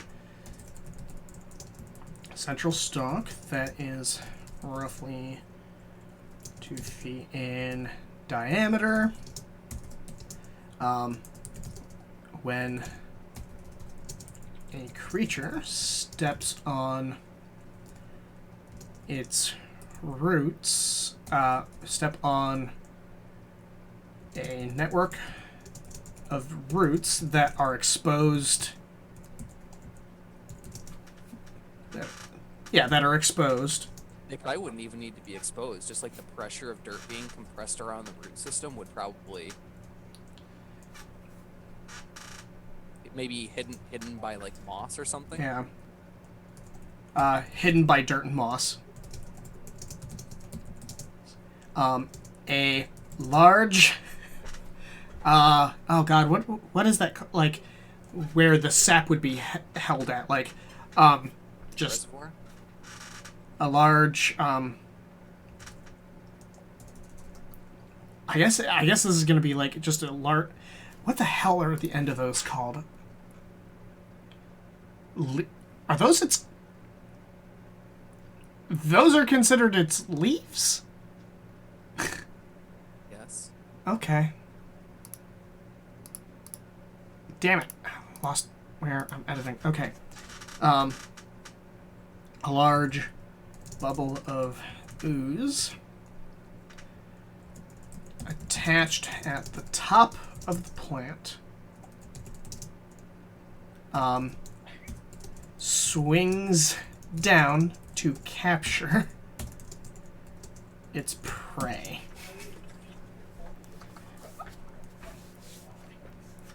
Yeah, this is fucking disturbing. The plant is roughly 20 feet tall and can capture large creatures. This thing could pick up a horse. Just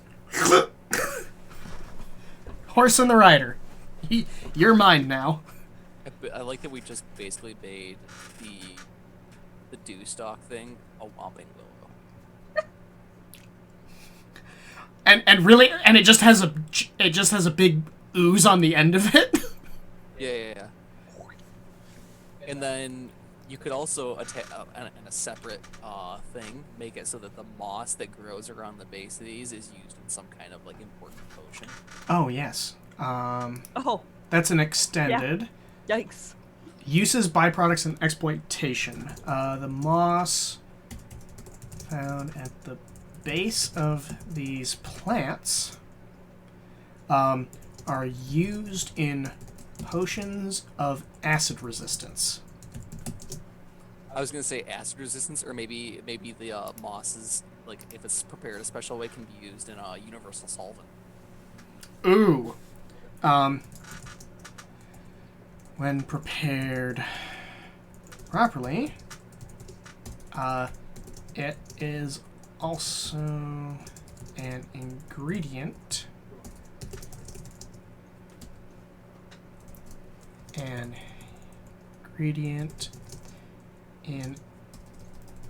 damn it,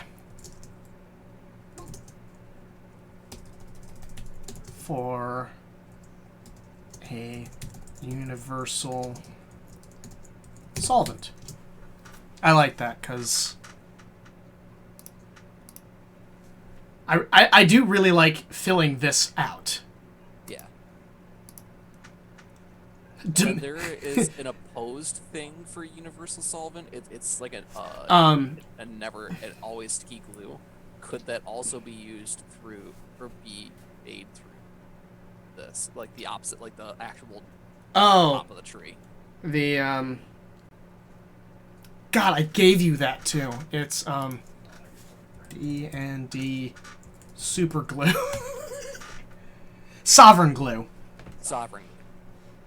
That's a legendary item, though. Yeah, it is. But that would, to me, that just means it has a lot more ingredients involved in it. Yeah. So maybe the top of the tree is used in solid. I like the duality of it. Yeah, where like the top of the tree is used in sovereign glue, and the only thing that can break sovereign glue is universal solvent, which the moss is used to make. The ooze from the top of the plant is one ingredient in the production of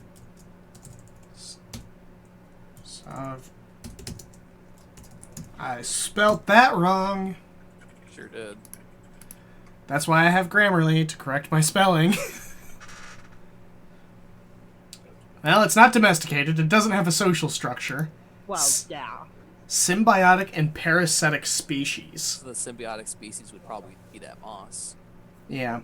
The moss at the base of the plant is a symbiotic species.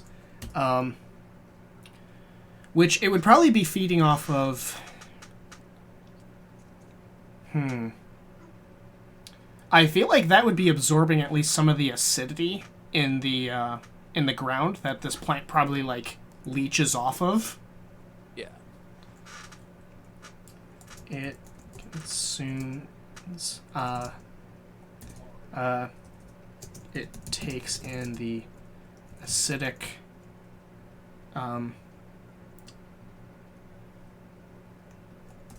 the acidity... God, that is fuck... God damn it.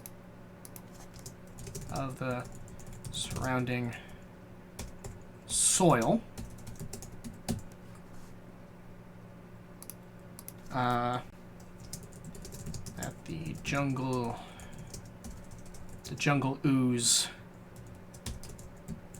tassel gives off. Okay, cool. Body tint coloring markings. A lot of these don't really work. The base of it would probably look a lot like a normal tree, just to disguise itself. Oh god, it's just got like a barky surface. Yeah. I It would would still be really soft and pliable if you actually got up to touch it, but from a distance it looks like a bark.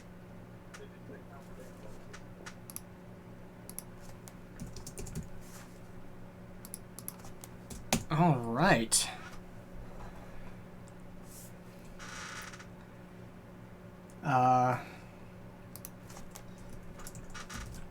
Near the base of the plant, it has the appearance of a barky tree. However,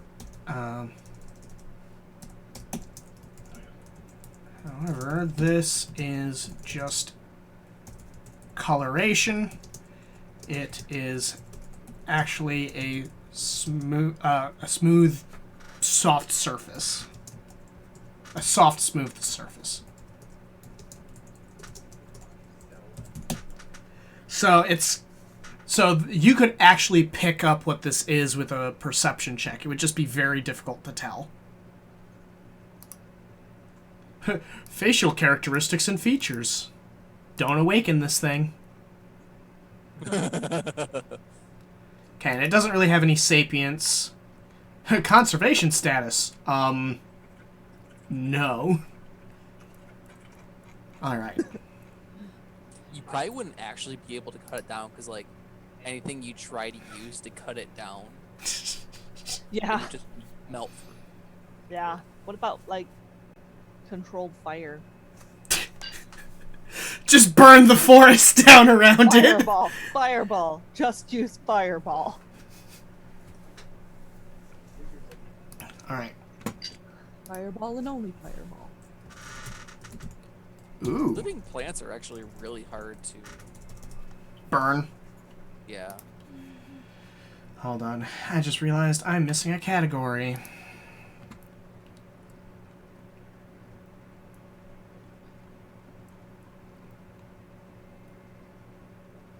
Yep. Material plane ecology. I need to create a new one. Come on. Come on.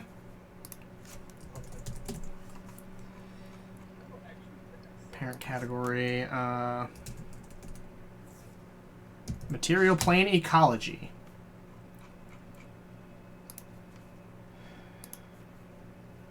I need to save this. Refresh. Actually, no, saving it will refresh it. Jungle! I haven't made any jungle creatures.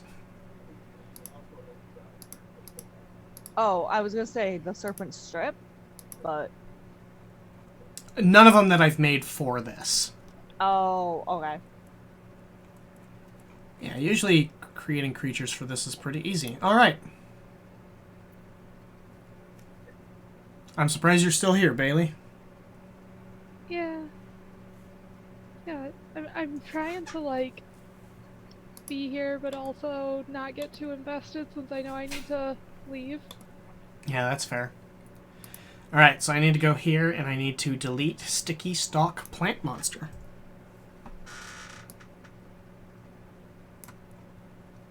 Then I move that. Yeah, I should probably actually improve on this because right now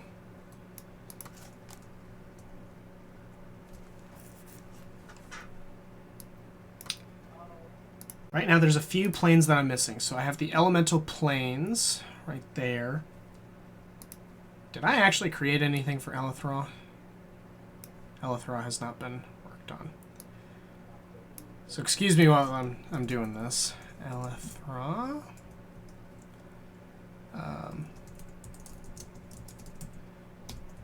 Because I kind of want to prepare myself for some more stuff, and kind of open this up for some general world questions.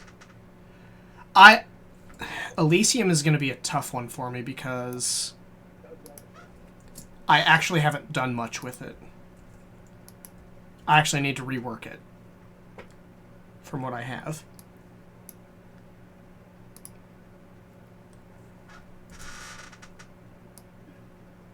Oh, I do have something from Automata. Let me quickly go back here.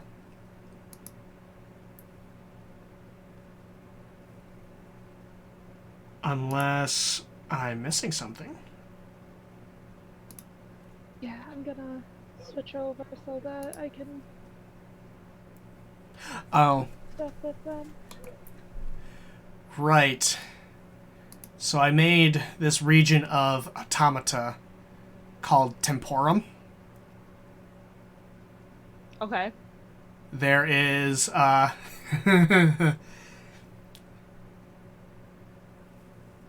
that's what those were. Okay, the Temperatum. They are... So did you guys ever see, Alice Through the Looking Glass? Or read it? No. Too long ago. So she goes to see Time. And there's these little robot things that scurry around. And they actually join together to make bigger versions of themselves. Mm-hmm. I actually did that for this, where these creatures... Okay, yeah, I didn't fill them out. Where these creatures, they start out being called seconds, and then they combine together to make minutes, Oh, that's cool. and so on.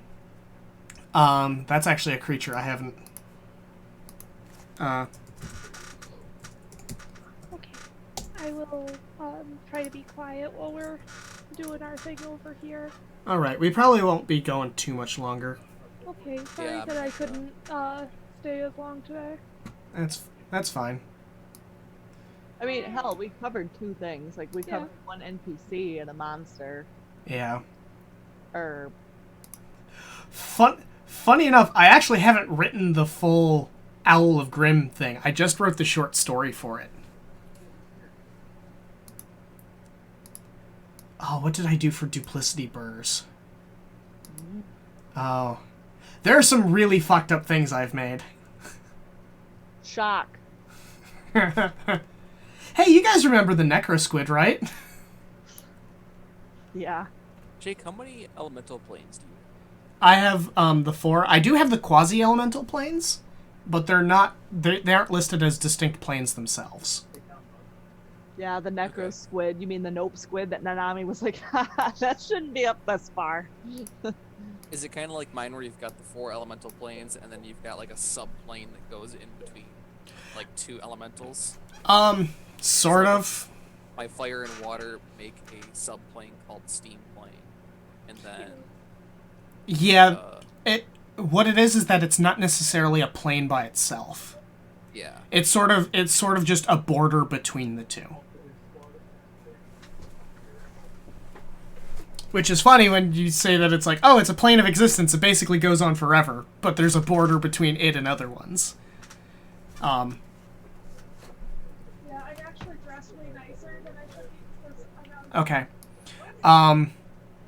Oh, this list right here is way too short for Pandemonium. I'm gonna have to update that. But between the two of you, I guess, do you guys have anything you guys like? Even if I don't write anything down, is there anything you would actually enjoy learning about? Yeah, I'm just pulling up the browser. I want to know about. I voted, so I'm gonna have to wait for it. But artifacts. I want to know more about like religious artifacts, the devil's magic items, and it's like, I actually have the most under artifacts oh, for items. So this is the list that I have. So we're doing I've got some fun ones. This is only a subset of them. so if you're looking for something quick, Jake, what about establishing what kinds of that Kevin? ingredients go into you're invited. healing Oh, potions? I don't know whose birthday it is. I'm sorry, what? Whose? Because Erica's talking to someone else. Sorry, I forgot to mute myself. My bad. The kinds of potions that, or the kinds of ingredients that go into like healing potions. And things I actually already have that. oh, okay. Let me actually go to the homepage. Ecology, material plane ecology. I believe it's in the forest. The Sphagnum moss. Oh, okay, so is it just a one ingredient potion? Hold on. Let me. I gotta. Oh, it says right there. You get your link to that potion. Whether or not I actually filled these out or not is. Because I might not have filled this page out. Oh, yep, I did. Hey, look at this. Oh, yep. Okay, raw materials and components. Mandrake root, honey, dried sphagnum moss, and water. And is that just for the base one, or is it going? What it comes down to is it comes down to the concentration of these materials. Oh, okay. So the more concentrated they are, the better the potion. Yeah. Yeah, I actually even went through the process of writing down the manufacturing process for this. So yeah, I actually already answered that question. I was not expecting that. Alright, I'm out of ideas. Erica, Um, what kind of things about my world do you want to know more about? Even if it's just discussion here.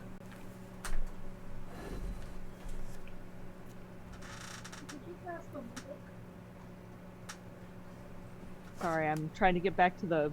I have so many things open. Oh, okay, I've got the World of Ifron page open.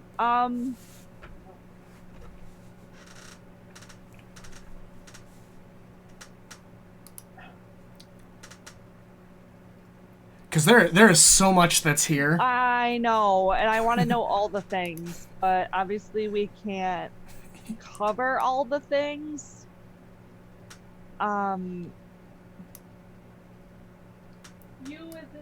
I've pretty much been like able to choose what to learn about through your polls on Discord. Yeah.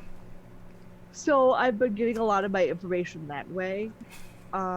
Eventually I'd like more information on the Shadow Veil, mostly because we did just go to mother fucking Elithral.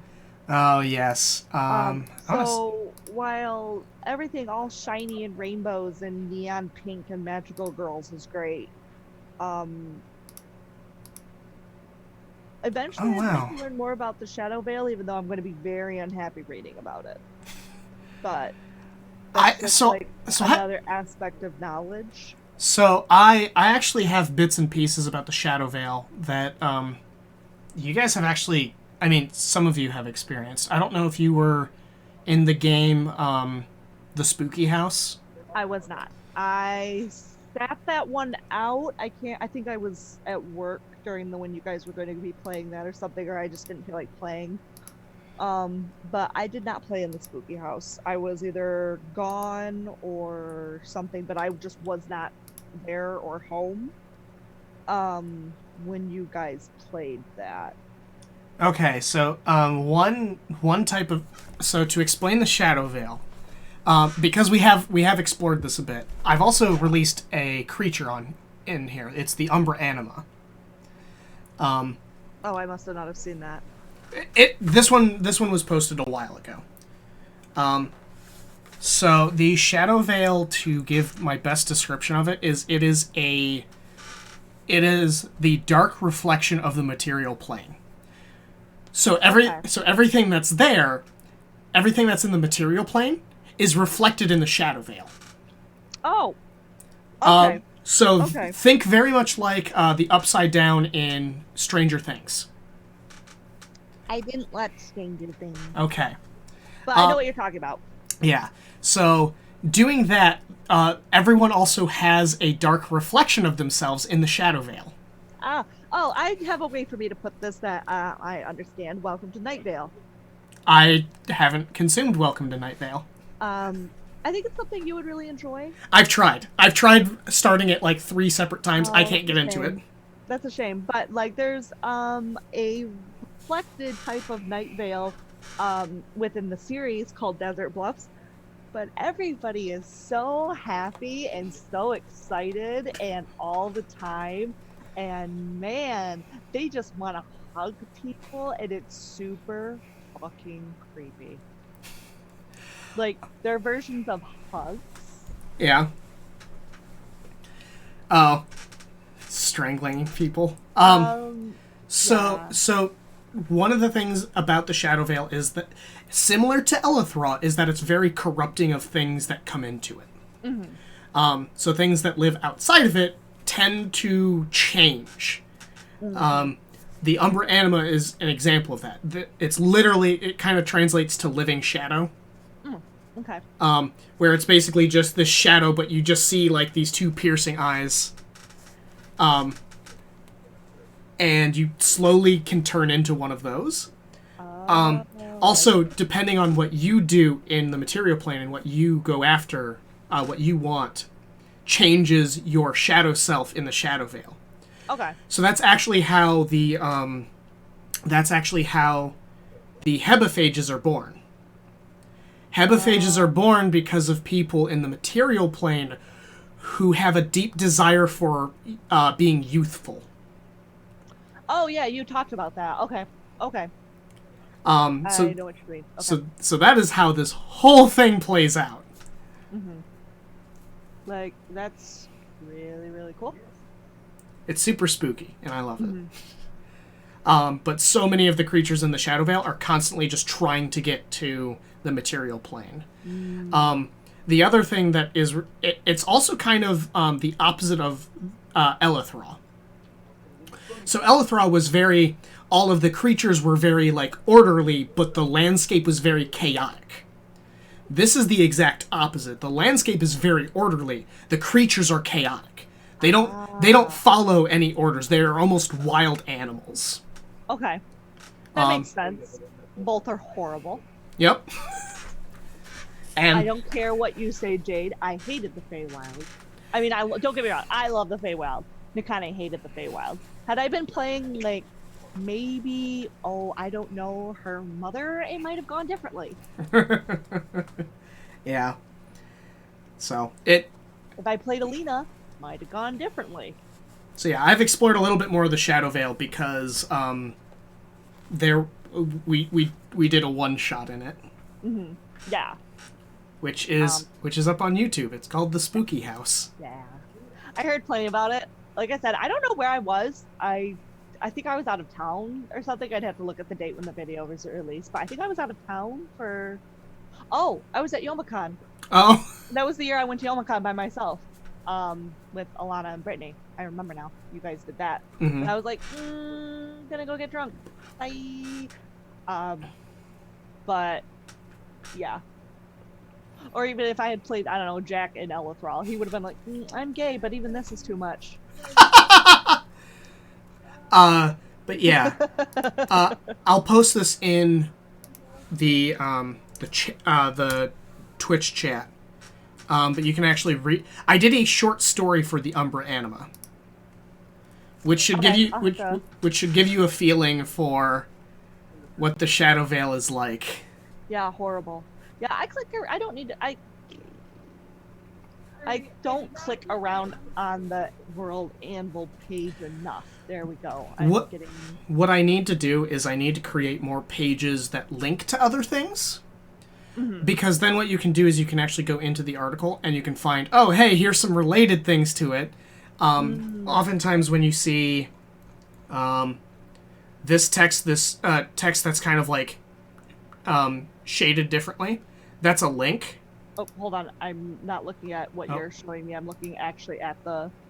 There we go. Okay. I'm actually on your Ifron page too. Yeah, so like here... Oh, yeah. These are links. Funny enough, I apparently started working on this. Oh, wait, is this available? Oh, this better... Oh, hold on, I need to double check. Public? Okay, no, it's currently in draft status. Okay. I have access to it because it's my World Anvil. Yeah, well, yeah, I'd hope you'd have access to all your shit. So yeah, there's a preview of them. But yeah, there's so many. I really want to get through some of the like higher level places and stuff. So like I haven't talked about Limbo. I really haven't. I don't think I've really gotten into Pandemonium. No, I don't think you have either. Yeah, I don't have an actual page for Pandemonium, even though I've covered creatures that are in it. Yeah. You're like, ooh, creatures, actual plane. Whatever. You're that meme. You're the with like creatures, actual plane itself. Do not look at me. But like Elysium had something to it. But Elysium you mentioned in the All Souls Day video, or yeah, that's not. I need to revise that because it's very much right now. It's very much of a this is a pleasant place to be. That's not what I'm trying to do. It doesn't. You could have pleasant things, Jake. Not in the afterlife. So each of these planes, the reason why you get sent to any of them has to do with like when you die, your soul is balanced on these scales, and the whole point is to be perfectly balanced. When those are out of alignment, you're basically sent somewhere to correct that. But Elysium does not fit that. Right now, Elysium largely is like, oh, look, this is a heavenly place where families gather, and no. The whole point is once you're perfectly balanced on everything, you basically get the option to leave the cycle of resurrection. Yeah. Which is very... I think that's a very Buddhist thing? I can't remember which religion. Nirvana is usually stated to be the final... Yeah, your soul can't be reincarnated. If you will put it this way, and I might be incorrect, so take this however you will with a grain of salt. Jadalopedia, I know you're still here to correct me if you need me, if you're on Wikipedia. But say you as Jacob Waterman, the way I understand it, you as Jacob Waterman were to die, and instead of getting reincarnated, that you would be the last cycle of the last soul of your person of your soul's cycle. From what Wikipedia is saying, it's the ultimate spiritual goal in Buddhism and marks the stoological release from the rebirths of Samsara, which is the release from. I can't pronounce fucking English words. I don't know how I'm expected to pronounce those. But yeah, no, that's pretty much the whole goal of this as well, as like. But actually, I give those characters who actually manage to get that perfect balance, I give them a choice of, do I actually leave this, or do I return to try to bring more balance to the universe overall? Yeah. So that is that goal, but yeah, like there's some places that I haven't really talked about as much. There's the astral plane, even though I have one paragraph on the astral plane. I need to do more with it. But there's some big things with the astral plane that are lots of fun and also horrifying. Well, yeah, horrifying. You do horrifying? Never. Well, it's more to do with the dangers that you expose yourself to when traveling the astral plane. Oh, okay. So that would be... There's the whole silver cord idea. Yeah, that's what I was thinking, and then I just my train of thought left the station. Everything that deals with the astral plane, that's what that whole thing is about. Yeah. Ha. Katie, Jake should create the astral plane. Ha. That's a brothel. That's the name of a brothel in one of the towns. Welcome to the astral plane. Such a good way. It's all people of different thickness. That would be a fantastic way to trick the party who's actually trying to make it to the legit astral plane, and they ask someone, "Oh yeah, I know where the astral plane is." Okay, but I can top that. Okay, M's fucking with her niece. She just like looks at herself and goes, "Watch this." But Knowing how much of a prude Nakane is. see, I see it more hilarious as throwing off the entire party. Just like, oh yes, we're trying to make it to the astral plane because that's where our quest is trying to go. And just some shopkeeper's like, oh yeah, I know how to get to the astral plane. You know how to interdimensionally travel? Oh yeah, for sure. Just go down that street 3 doors over and you're at the astral plane. What? What? Oh, there must be a terror reality. Yes. Walk through the front door and that's a portal to the astral plane. You're greeted by the largest half-orc woman of your life. She's the madam. Hey there, baby. Yikers. Welcome to the astral plane. You ready to travel?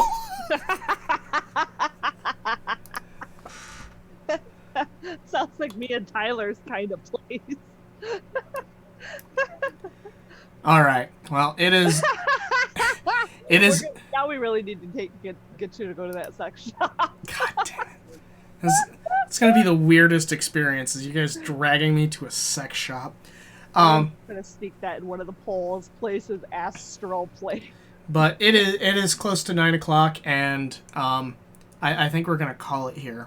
Okie dokie, artichoke. So thank you everyone for stopping by and contributing to the 2 things we made: the terrifying jungle ooze tassel and Dale Casgran.